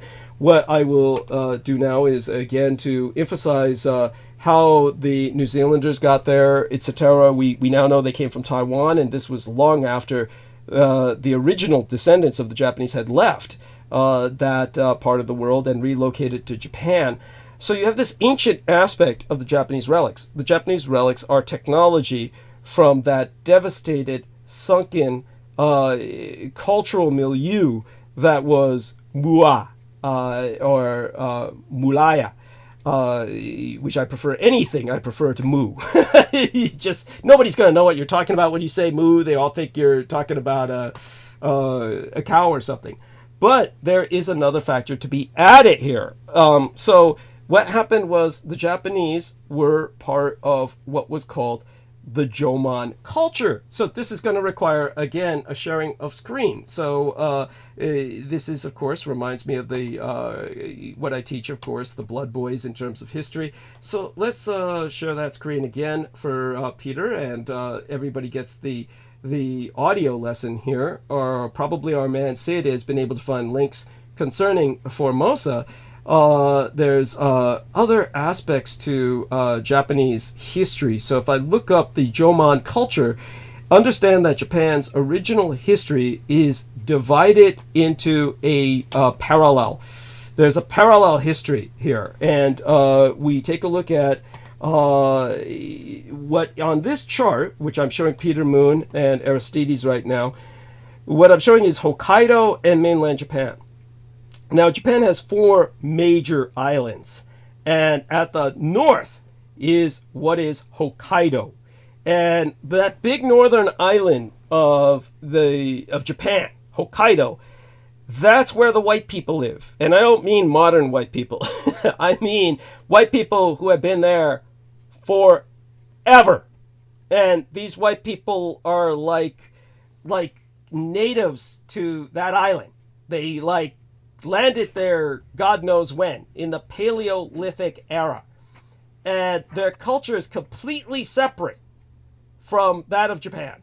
And their history is completely separate from that of Japan. Their ancient history starts 20,000 years before Christ. And the Japanese on the other 3 islands are the same. Just 20,000 years before Christ. But these people had no contact with each other. And then there was what was known as the Jomon era. Now, the Jomon era was a megalithic era for both these peoples. Of course, the ancient structures at Yonaguni, the Yonaguni monuments off of the coast of Okinawa, that is from the ancient Mulayan or Muvayan culture. And the Japanese, of course, descended from that culture. But when they entered the Japanese home islands, they were so devastated. They were technologically, they had relics, but most of their technology was lost. They had reverted to a much more primitive economy. And this was known as the Jomon era. And that is when, during that Jomon era, they had the same level of technology as the primitive whites up in Hokkaido. And then what happened was basically overnight there was a change from the Jomon era into what became the Yayoi era, whereas the Jomon era continued, the Stone Age culture, in Hokkaido. But in the Japanese populated southern islands, the Yayoi culture developed because of a cataclysm that was the fall of the original Israel. So when the fall of the original Israel happened and the 13 tribes scattered, then certainly a tribe that maintained its cultural integrity arrived in Japan and revolutionized their technology from Stone Age to Bronze Age within a single generation. Literally overnight, they had what was called their Industrial Revolution into a Bronze Age technological capacity. So when this happened, it was, of course, because of the tribe of Israel that maintained their technology of the Ark of the Covenant arrived. So basically, to put excuse me, this gets confusing. The technology, you make it sound like it comes from, the ancient Malayan culture. Yes, the ancient continental culture is the relics. The Israelis coming in, and it's like it's not clear what's what there. Well, let me clarify. Or shall we say, put into context. The ancient relics came from that sunken continent, but the Japanese bringing them with them to the new islands of Japan where they resettled lost much of their baseline technology and economy in that transition of exodus from the sunken continent. When they brought the relics with them, the relics were maintained by the imperial dynasty. But these relics, which were considered gifts of the gods, which goes back to, of course, Japanese cultural tradition, which anyone can research, this technology was maintained by the family, but it was considered sacred and not really deployed normally in any real sense that maintained the kind of economy and technology their society once had universally. So in other words, this was like relics maintained by the family, the Yamato dynasty, but we're not benefiting the public because the public was back to the Stone Age. The people they brought with them had resettled on these new islands on a subsistence level, because their civilization had been so devastated. You understand? You had a basic two-tier society, which the one tier was just too backwards to rehabilitate. To be brought up to. So you had a division there, which was more out of necessity, in fact, than it was out of racism. That's quite true. I mean, they were of the same race, but the majority of the Japanese simply were not part of the direct imperial family, even though, as I said, until 1945, when Japanese began to actually interbreed with many other races more commonly. Obviously, my mother was half Chinese, half Japanese before the war, and that this happened. You had Japan has always been multicultural and multi-ethnic in the sense that Japan has always had Chinatowns, Okinawans, Taiwanese and Koreans that were working, interacting with them, and they have settlements in Japan. For those of you who don't know this, Koreans whose families have been there for hundreds of years, but they're still forced by the Japanese government to renew their citizenship every year. Every year. It doesn't matter that they've been there for generations. They're considered foreigners, and they have to renew their passport, so to speak, or they'll be deported. And so the Japanese simply maintain that separatism. When the Japanese were originally colonizing the Japanese islands, what are now the Japanese home islands, so much of their culture and technology had been lost to the general public that they were living at a subsistence level, but they were ethnically still the same as the imperial dynasty, but the difference was the technology. And the imperial dynasty, while also losing a lot of the technology and understanding other than their control of the relics, which gave them a godlike, formidable power to control or destroy people as they needed, which was how they stayed in power. This is why they were considered to be above human, to be gods, to be of the gods. And because Japanese people were related to them, then all Japanese were of the gods, but some more so than others. There's obviously a caste system that developed. Then what happened was that the Mikado, the god emperors, as incarnate today through the Kuzoku, the imperial family, what happened was the Makuya entered Japan. This was the Israeli tribe that landed on Japan after the fall of the Kingdom of Israel. When the Kingdom of Israel fell, then the Makuya arrived on Japanese shores. Makuya is spelled Makuya. Anyone can look that up. And the Makuya people, that comes from the Hebrew word Mishkan, which means the residence. And that refers to the Holy Tabernacle, the portable shrine where God and man encounter per Exodus 29, chapter 29, verses 42 through 43. So what happened was that this is why whenever you see those Japanese Shinto rituals where the men have that Ark of the Covenant type holy shrine wherein resides a god, and they're carrying it on their shoulders, you see that in Japanese celebrations. Take a look at the Japanese carrying that holy shrine. That is based on the Ark of the Covenant.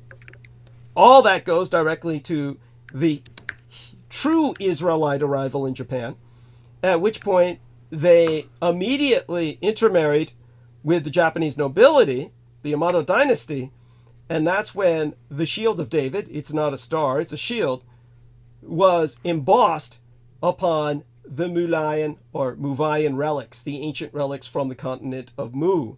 And everyone's technology was uplifted within a single generation to Bronze Age. At that time, the Japanese intermarried with the family of King David. That's when you had this change overnight to a Bronze Age level of technology, and it was contemporaneous, the commencement of the written Japanese calendar commemorating the coronation of Jimmu Tenno, the first emperor of Japan, in 660 BC, 660 years before Christ by Western chronometry. It being the conviction of the Makuya, or the Mishkan minority, which are the Jewish minority of Japan, that the triune sacred treasures of the most ancient extant imperial dynasty on earth are now basically embossed with the shield of David. And this is true. So my mother actually had a medal that was given to her by the imperial family that was a shield of David medal.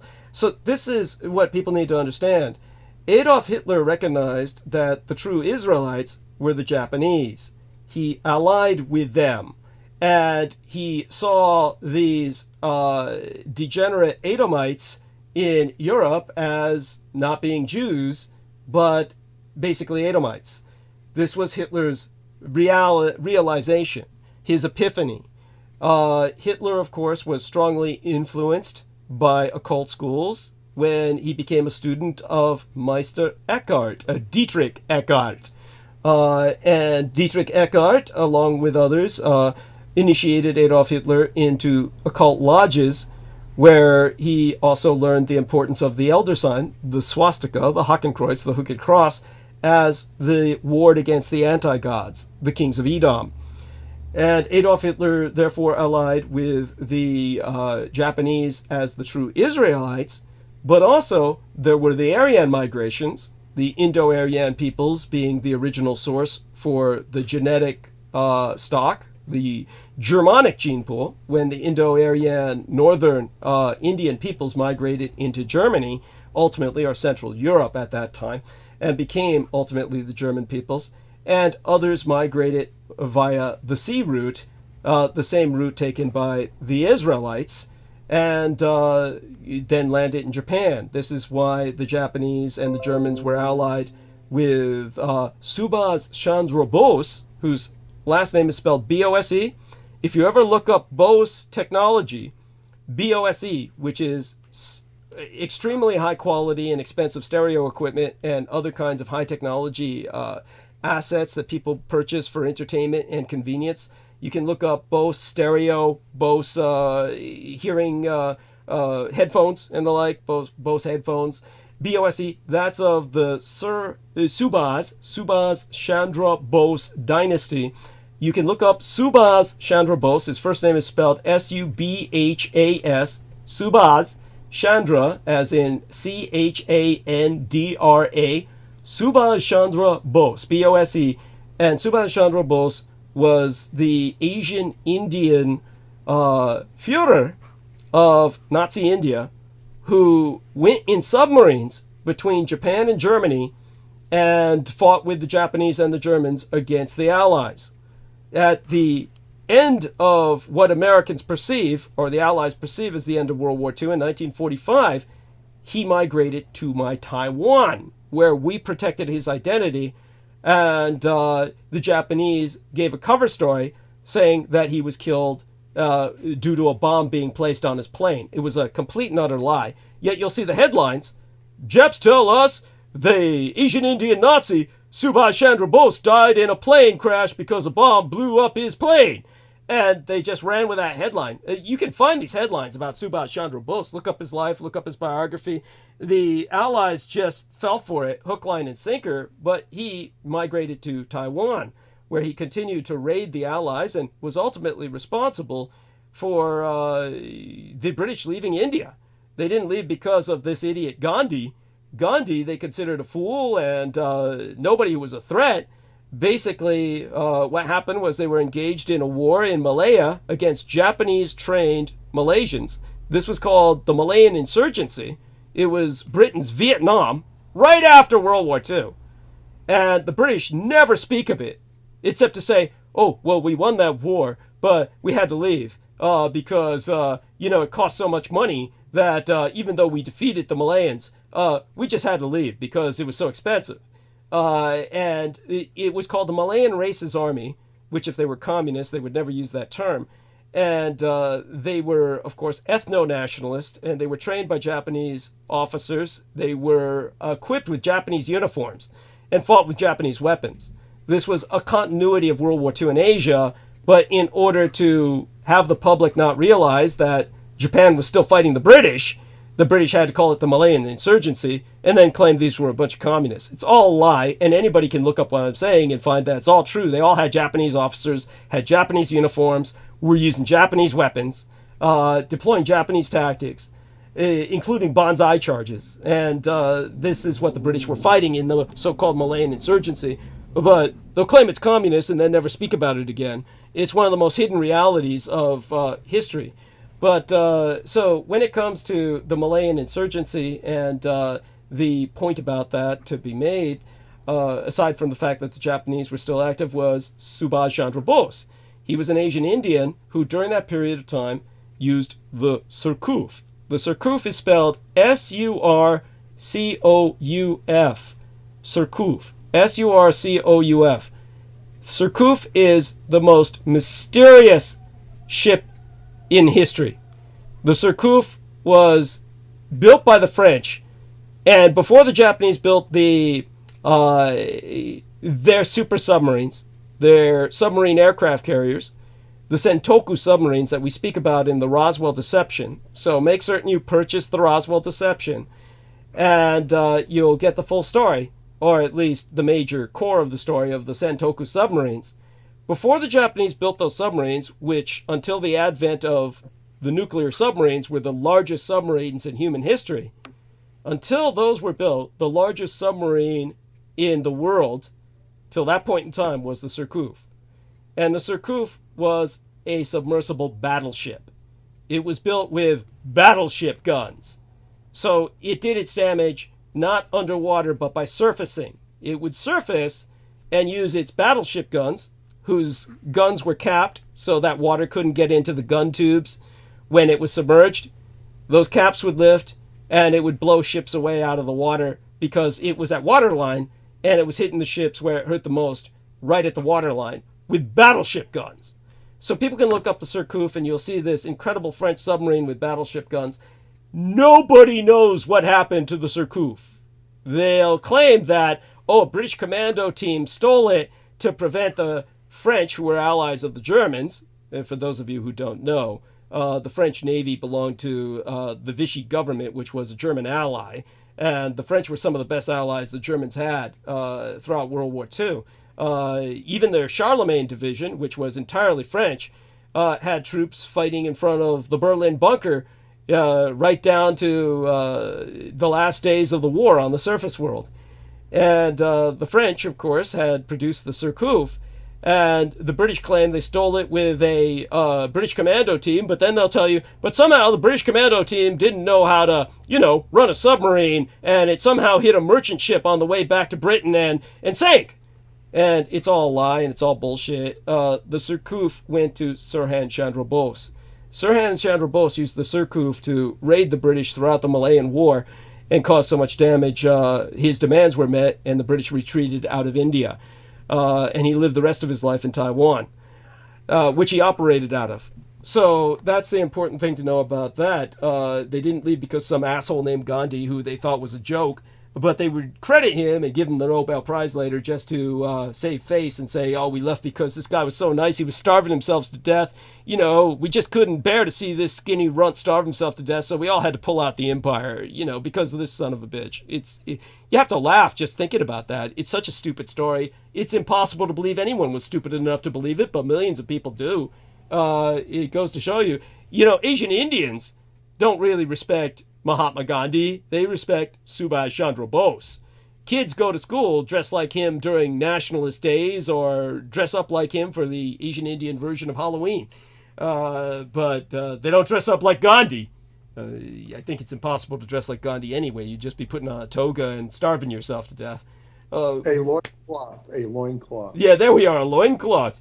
Yes. So hopefully that puts that into perspective. The point being that with the Aryan migrations, the maritime migrations that went to Japan, along with the original Israelite migrations, Adolf Hitler and Goebbels and the Nazi high command and their ethnologists understood the Japanese to be Aryan, related to the Germans, vis-a-vis the great Aryan migrations out of northern India, and they understood them to also be the true Israelites. The true Israelites culturally, with the purest strain being preserved by the Mishkan, or Makuya minority of Japan, who's almost pure Jewish, but they are completely Japanese acculturated.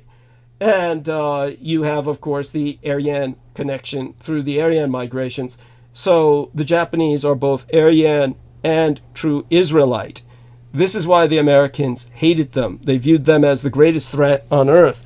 And they wanted to exterminate them because they represented the Edomite branch of degenerate Judaism.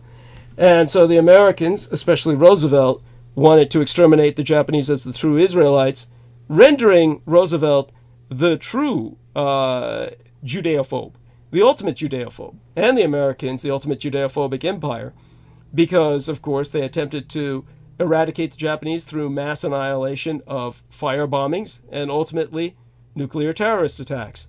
Their attempts to wipe out the true Israelite bloodline from the face of the earth, in which they failed miserably.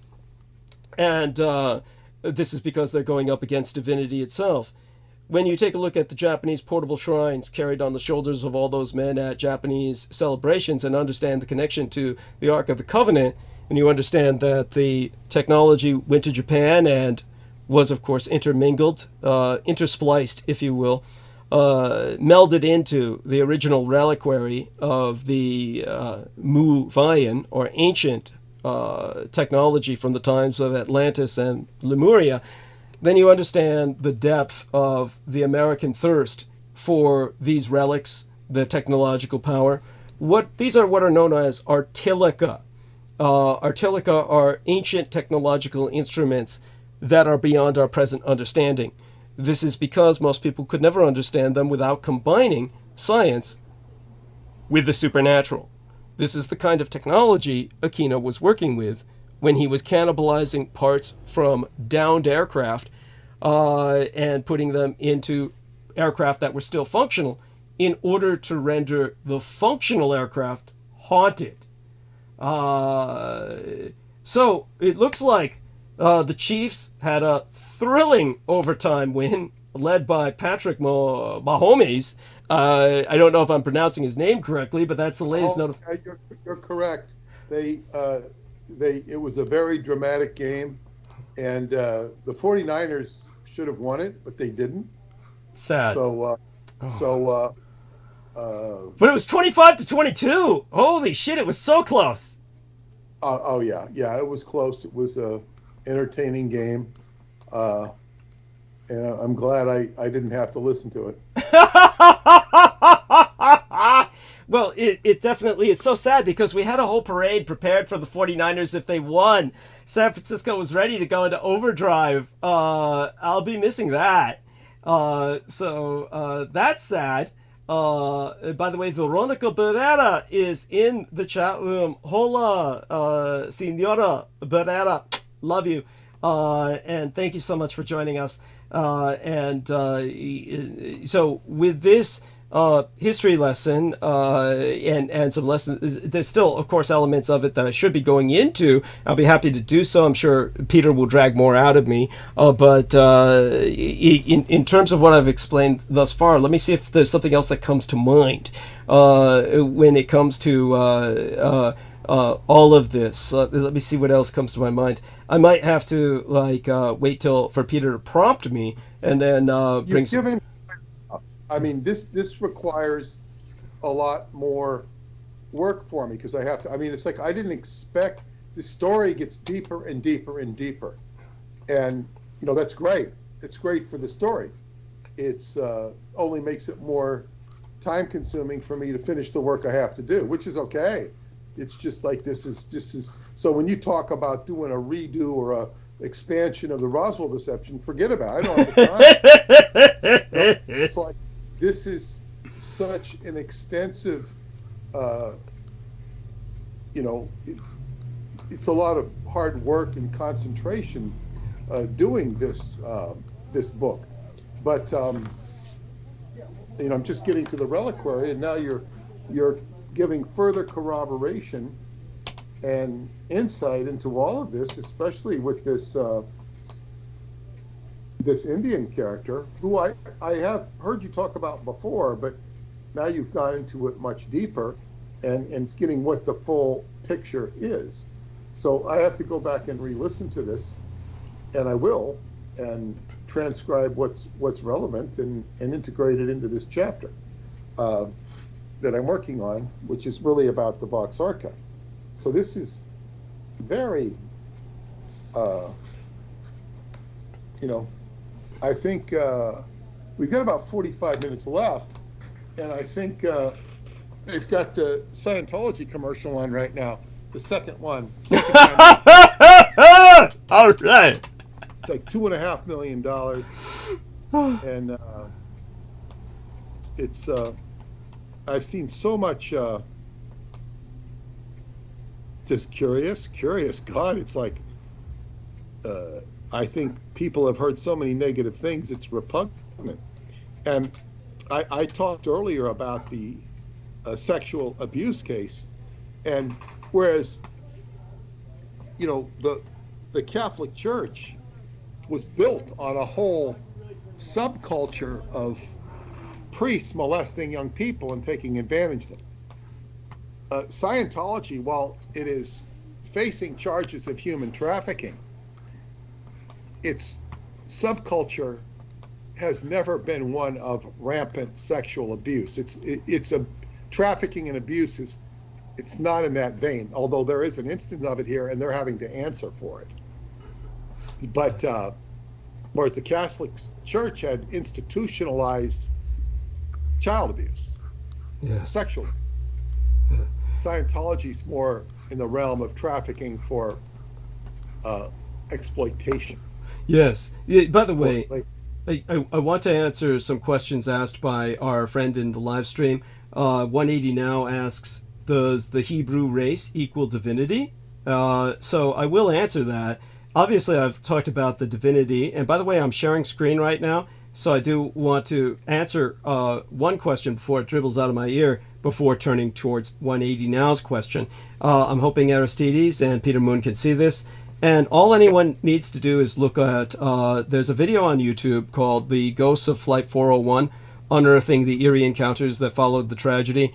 This is, of course, concerning much of that phenomenon without knowing the backstory behind it that I know intimately through Michael Aquino's involvement with this travesty.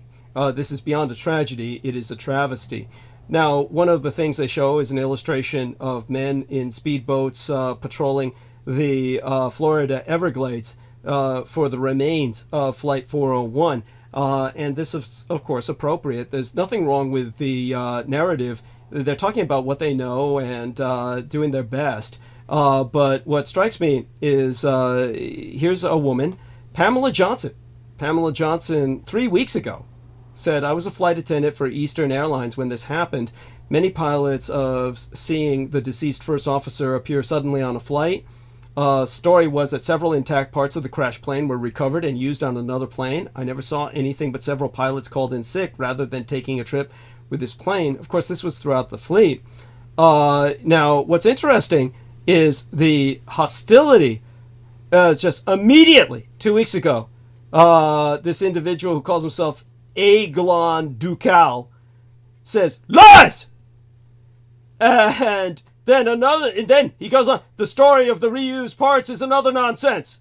I'd have imagined that a flight attendant should know better. And then, so Pamela Johnson responds, were you there? Why would anyone, quote unquote, lie about such a tragedy?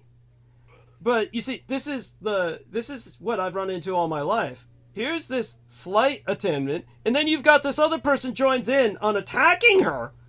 Indus, he calls himself, INDUSS. Parts were not reused. That's bullshit. And then Pamela Johnson responds, if you were not part of Eastern, you know nothing about it. Remember, the plane did not crash in the ocean. It was in the swamp. And then she even goes on to say, this is Pamela Johnson again, that is what we were told by our pilots. Were you part of Eastern? And she's talking about the reused parts. And then says, crashed into a swamp, several parts of the plane were salvaged. You were not part of Eastern. You have no knowledge to refute the facts. So here's this woman who is a flight attendant, was told directly by pilots about these reused parts. This is Artilica technology that involves necromancy. And yet, what reason would prompt these individuals to come out of nowhere, personally attack her? They're not entering their comments publicly. They're entering them as responses to her comment, saying lies to her personally, saying it's all bullshit, that this is all fucking nonsense. Why were they attacking her personally? Because these are the Richard K. Cole Jr. types. These are the Edomites. These are the cultists of Michael Aquino. This is when someone steps forth with the reality of victimization by Artilica, this kind of supernatural technology, then others immediately who are cultists, part of the necromantic cult, the cult of the kings of Edom, will attack them and say they're all lying. Peter, you understand what I'm trying to communicate with this, yes? Oh, it's very clear. It's very obvious. Like, who would have the time and energy to go after somebody like that? Thank you. What's the thing? And you notice they're not bringing up any evidence. It's simply an ad hominem attack. They're not saying, oh, research proves this or this document proves that. They're simply saying, you're a liar, and attacking her personally. So this is what we're dealing with when we're dealing with that. This is the Artilica of which I speak. And so for 180 Now's question, Hebrew race equals divinity? Well, all races are divine, that goes without saying, but here's the difference. When it comes to the Japanese, did I not say their connection to the ancient continent that only partially sank, in that sense, because they were able to escape en masse in an exodus, even though they lost their technology, their race survived. We could call them the victors of that ancient cataclysmic war with the deployment of doomsday weapons. Those Japanese were, of course, in touch with a technology that was divine. They already had artilica that they used to reestablish their dynasty on an island across the Pacific when their continent sank beneath the waves. So when the Japanese accomplished this, the descendants of the Japanese, the Muans, or Muvayans, then the Hebrews, who had their own artilica and relocated to Japan, merging their technologies.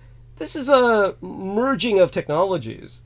Not necessarily divinity per se, but these technologies have a connection to the divine, just as the technology I described with Flight 401, cannibalizing parts from a downed plane in which hundreds died, reincorporating them into the rest of the Eastern Airlines fleet, and then using that to haunt the various planes to drive Frank Borman into bankruptcy. This was the deep state's attack against a man who was connected to the original Martin Bormann by blood and connected by his own, shall we say, subterfuge to Unterland, or the Odessa, the Nazi underground, both metaphorically and literally, in order to try and drive him to the ground, to use a pun. They used this profane artilica that is the opposite of divine, infernal. This is technology that could be used in either sense, but one is definitely connected to the antithesis of the divine, the infernal, and the other is, of course, divine, connected to the divine in that they're calling forth from a higher power. That's the case of both the Japanese and the ancient Hebrews. And the merging of the true Israelites with Japan and the threat they presented to the Edomites from that point forward by their mere existence is what led to the Second World War.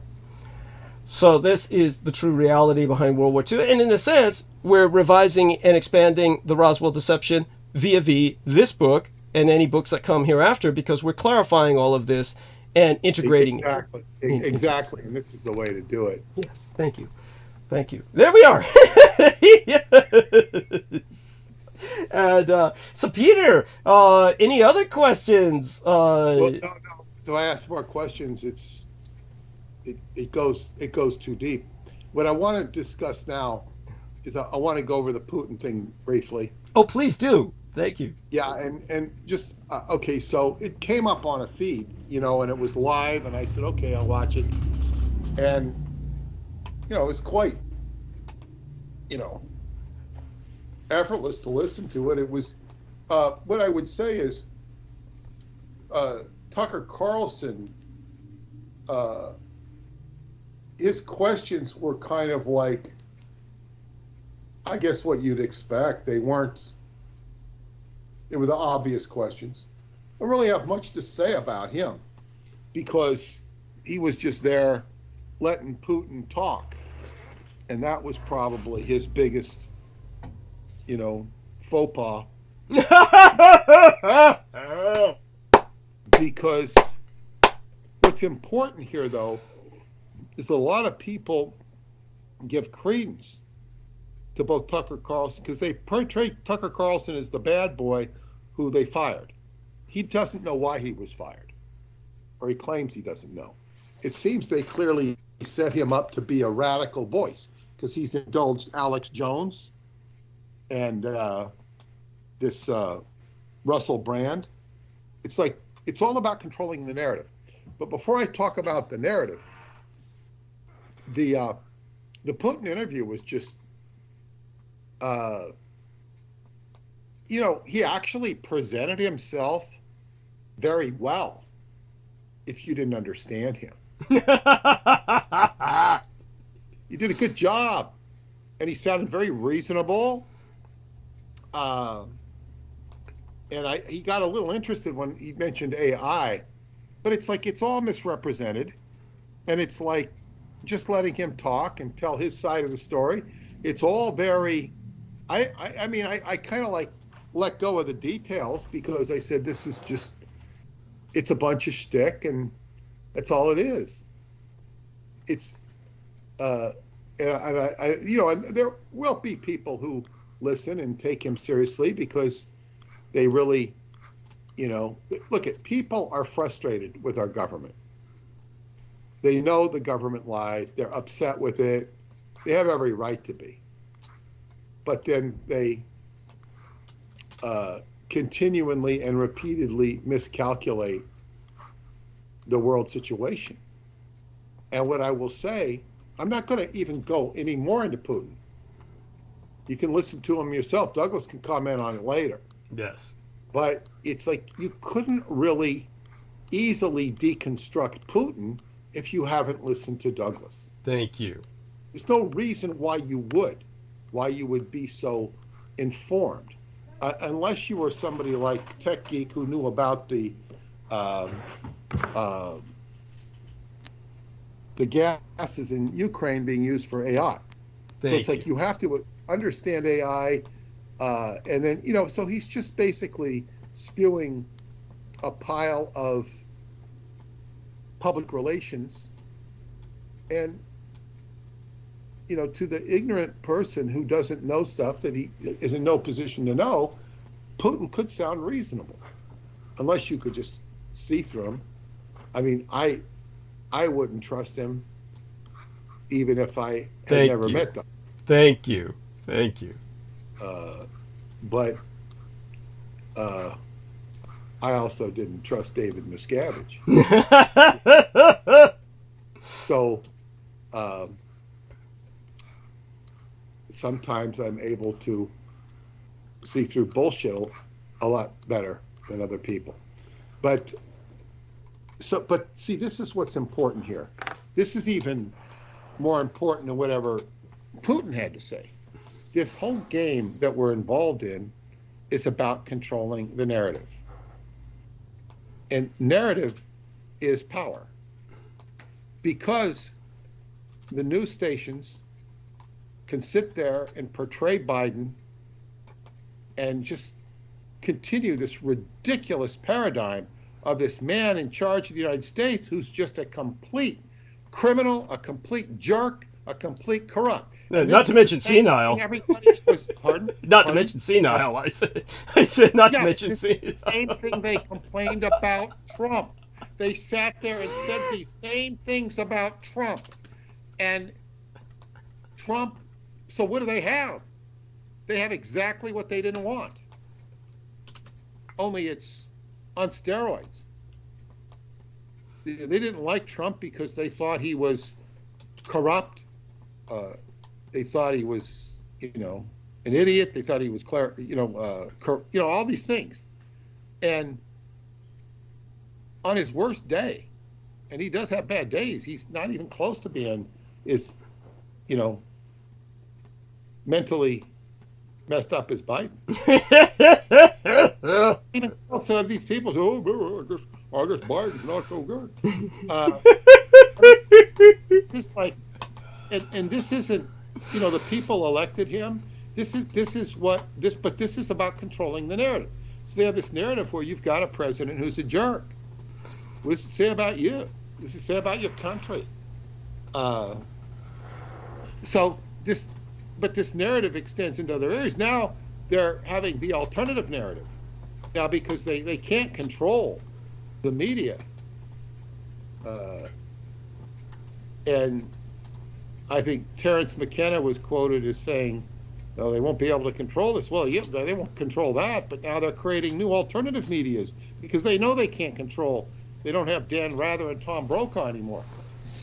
That doesn't work. Well, at that time, we only had, 3 or 4 major channels to choose from, and that was it. But we don't even know who the news anchors are now on NBC, ABC, and CBS. The 6 o'clock people on the regulars, we don't even know who their names are. It's true. It's true. We know people knew Tucker Carlson and Sean Hannity, but those are, they all have those shows on Fox that just repeat the same thing. Thank you. They give different perspectives and sometimes different interviews. But it's like, and today, the reincarnation of Colin Powell, our defense secretary. I never thought of that. He has re-entered the hospital with prostate cancer. Yes, that's true. By the way, we're not laughing at that, but yeah. he had prostate cancer, and this was this big, flap. Yes. And now he came out and he represented himself, and now he's gone back in. Yes. And then they had somebody saying, well, we can control prostate cancer. It's one of the easiest things to control, blah, blah, blah. We've got radiation. We've got chemotherapy. We can chop it off. It's like, why are they defending his cancer? Now, when he comes out for a week and goes back in, I mean, this sounds worse. It sounds worse. Like, okay, now he's there, now he's not. Now he didn't not tell anybody. I mean, it does not sound good at all that this man is ill and he's defending the United States of America. It's like, God, what? There's so much astrology coming on. We have Mars hitting Pluto, and this is a time when Mars hit Pluto in Aquarius last. They said that this is when this modern machine gun, came out. So they said expect weapons of war. Wow. With Pluto Aquarius. It's like, just like new weapons of war, although they were implying it was AI weapons of war, so that you could just sort of, I don't like you, I'm going to blow you up, boom. And what they don't realize is they're playing into the hands of the art-elect here. Yes. Their narrative is moving to the art-elect, but without even knowing it. Thank you. But this whole narrative thing, it's like, so you have this narrative of Tucker Carlson, who acts like, he's the people's person, and Russell Brand, who is, speaks a mile a minute and is and he's in bed with Tucker now, and like he's, he'll tell you every conspiracy there is, conspiracies that the hottest conspiracy theorists won't even know about. But he's telling you first. And when he tells you first, it makes you think, but he's confusing you so badly. It makes you think things. Alex Jones, Tucker Carlson patting Alex Jones on the back. How do you know these things, Alex? And,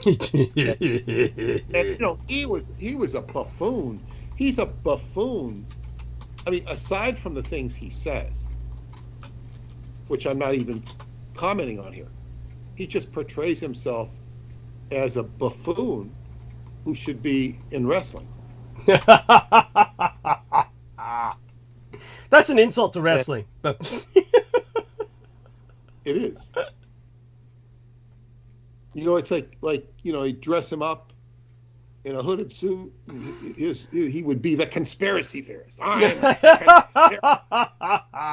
going to kill you with conspiracy. While I hold you in a headlock, I'm going to, say that, the government really killed Kennedy. Yeah, and you're going to be so shocked that you're going to fall down and lose your mind, and I'm going to pin you. The conspiracy theorist. I love it. Maybe I could just see him, the conspiracy theorist, and he's getting out and he's, getting hypodermics and shooting his opponent. The opponent, the guy's going, oh, and the referee doesn't see it. It's like it's all stage. It's all theater. And as any attorney will tell you, theater wins court cases. Yeah, it can. Yeah. Wins narrative. Yeah. Theater. Yeah. So they constantly have Joe Biden falling down. He falls down more than Travis Kelce falls on the carpet in a get football game. But do you think they're orchestrating that? I mean, surely you think that that's organic. This is a good question, but you see, this is what I said earlier about the prosecution, or not the prosecution of Joe Biden for the documents. I said this while you were gone. In other words, they have basically the person that was assigned to investigate the case and interview Joe Biden portrays him as a kindly old man who's feeble-minded Yes. and is well-intended, but that any jury would be too sympathetic to this well-meaning old man to prosecute him. Yes. And, Yes. and so Biden becomes outraged about this, and the White House becomes outraged. And as I said, my response would be, if I was the prosecutor or even an enemy of Joe Biden with a pundit position on the press, I'd say, well, okay, Joe in the White House, if he's really got all his wits about him, then he clearly committed this crime, and let's prosecute him. The prosecutor could change his direction. The prosecutor should. But you see, it's like, how much control did the White House have of that narrative? Because they do control the Justice Department to a certain degree, and the Attorney General as well. But he let this whole report out, which humiliated Joe Biden, humiliated the Democratic Party. So here you have the Attorney General, who works for Biden, humiliating the president and the White House. It's like, does he think he's James Comey? Humiliating Hillary and then not prosecuting her. It's this whole thing is like, are these guys just stupid? Or is it orchestrated? And this is the thing about the orchestration. You can't tell. And it's like, I don't think the orchestrators are capable of playing the game this well. And I think they do lose control of the narrative. Yes. But they keep on trying. So they create people like Tucker Carlson, and they say, okay, let's do this. Because when Tucker Carlson got fired, he was kind of beating a fever pitch that they weren't comfortable with. So they, changed the narrative. They're probably, funding his channel, his YouTube channel. Yes. There's YouTube does more, penetration than what he was doing. Yes, it's true. And they keep the same narrative. They just have different people doing the same thing. So now they have somebody popular in alternative media who snuggles up to Alex Jones. Yes. This smacks of, orchestrating the narrative. I think orchestration is better, and then sometimes you just kind of see what happens. It's like setting up a football play. You can set up this and set up that, but you can't, definitely predict the eventual outcome. Yes. So this is, and then so much of the astrology plays out, which is just the dance of life. Now it all looks this way. It says now it's summer, now it's winter. Now we have, Biden, now we have Trump. People got so disgusted with, okay, we have Clinton, Bush, Bush, Clinton, Bush, and maybe a new Clinton. So, Trump won. Now we might have, Trump, Biden, Trump. You might have a son of Trump. And then by that time, Hunter will be rehabilitated and running for president. Well, don't forget Robert F. Kennedy in the mix. I mean, that guy's so off the wall. If it comes to a choice between him and Trump, I'm voting for Trump. I mean, that's how... He very much wants to end the Ukraine war. He doesn't understand the situation, and if he does, he doesn't. But yeah, so this whole narrative thing, and it's very interesting. I was watching the narrative in Scientology.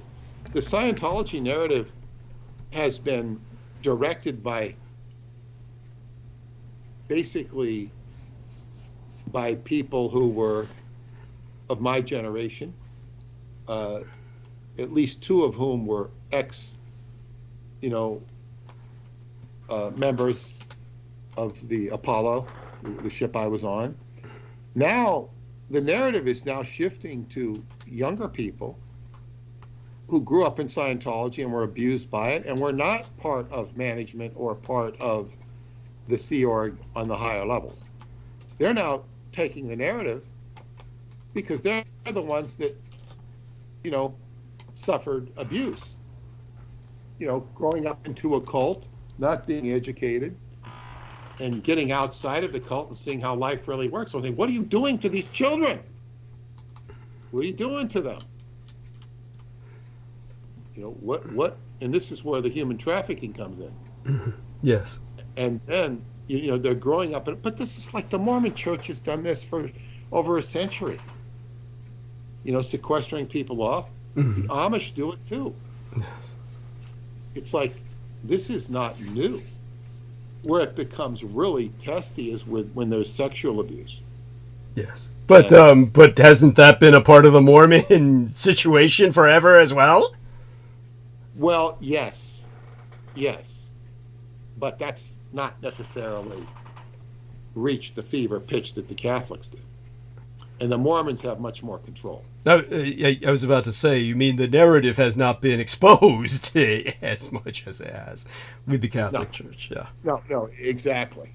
And but I mean, at one time, I think the majority of the CIA was Mormon. That's true. At one time. Yeah. I don't know. I'm sorry, I couldn't resist this. Obviously, I'll be covering a lot of this later, but I can't resist asking you now. What did you think about the part where Putin brought up Tucker Carlson's attempt to join the CIA as a young man? I didn't hear that. Maybe I didn't hear that. Okay. And what happened? Oh, I'll bring it up later. In fact, I'm going to... Just tell me, did he join, or what, did they reject him? Oh, basically, he was rejected. So Putin made fun of him. Putin just basically, he brought up... he brought this up that he says, yeah, you're pretty much a failure. You tried to join the CIA, but they rejected you. He said that to his face, and Tucker's just looking at him totally blank, and they left that in. And I personally... I do remember talking about intelligence agency, but I must have, been distracted. Oh, no worries.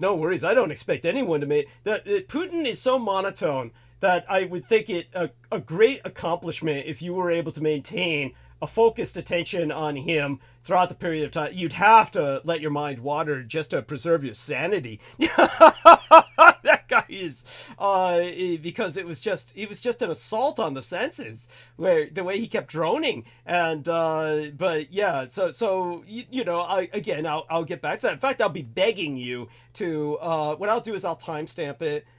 This is what I will do tonight with this episode. I will timestamp my monologue, and I will beseech our man Peter Moon to review that monologue, because I do want his response to it on Wednesday, because I'll go in depth to analyzing the interview along with multiple tangents about what it brings to my mind, because, in its own way, this has been a big deal. It's, as Peter has said, it was very anticlimactic in so many ways, but in other ways it's important, and in terms of what it exposes, if nothing else, and so it needs to be addressed, obviously.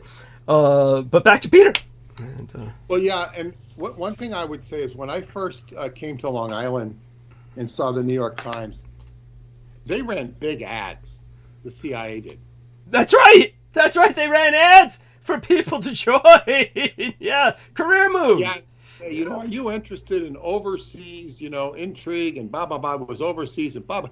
It was like a good salary, whatever, blah blah blah blah blah, and it just seemed so creepy, to say the least. Yes, good word for it. I mean, I never thought about doing it, but I said, man, and now that I think about it, well, the first thing you'd be doing is abandoning your wife. Yeah. Which I wouldn't have wanted to do. It would have been very cruel at that time. And then, I do know one person who did answer that ad. Wow. Stuart Swerdlow. Oh, God. Is that how they fucked him up, or was he fucked up before then? Well, I think he always had like weird experiences, but basically what he did is he answered it, but the response was not like, he talks about it in the book, Montauk, the Alien Connection. And he basically says that, he answers it, but with the way they answer him, I think they call him up in the middle of the night goes, who is this? You know who I am. You want to join us? And it was like, it's this kind of like abusive banter that starts. And basically they kind of sign him up and recruit him. And he comes to this hotel in Virginia, which is CIA country, of course. Yeah. And then, you know, he wakes up kind of like, I think he wakes up mostly naked with his asshole sore. It's like, oh man! Oh, yeah, it's like, you know, they messed with him, and it wasn't like just somebody came in and had their way with him. It was like there was some sort of programming going on, and this is what his book talks about. It's like, I mean, they're just, you know, so I mean, in that part of his life, and he wouldn't disagree that he was cavorting with, you know, the lowest scumbags of humanity. Yeah, thank you. And this is unfortunately, you know, what the CIA resonates with. So Tucker Carlson, for all of his misgivings, doesn't necessarily strike me as the type that would resonate with that. That's not the kind of agent he would be. He's better off doing what he does. Mm-hmm. You know, he's better off doing what he does because, you know, he put Tucker in a weird position because if Tucker said, you know, Tucker saying that is almost like saying, hey, look at people, I'm not with the CIA. I try to get them, but I can't. I'm with you. So that could be part of the shtick here. You know, instead of embarrassing Tucker, which he may be doing, it's like it makes you think, well, Tucker's not one of them. Right. So, right. I see what you're saying. And what you're saying is appreciated. But again, as Peter is saying, from where you're coming from, it doesn't sound like you feel that was orchestrated. It's just organic. I really don't know. I haven't heard it, but I'm saying you have to entertain that possibility. Right. Only because it's a possibility, and you know, Tucker, he just doesn't seem like he'd be that type of an agent. He's perfect at what he does. He's good at it. He's really good at it. I don't know if he's necessarily good at it, but he was given a platform on which he was allowed domination, and that gave him a reputation. If someone's given a platform where they're allowed to dominate, then one develops the, you know, it's kind of like with maybe Ted Koppel and a lot of these older guys were good at what they did. I'm trying to remember some of the big names now, and they're eluding me. But you remember the big time news guys. You know, even Phil Donahue was good at what he did. Was he good? No. Yeah. Got it. He was good at what he did. Yeah. He was consistent. You know, he was like this liberal bleeding heart. You know, that cry over abuses and just couldn't, you know, understand what Shirley MacLaine was talking about, you know? Right. By the way, this is all true.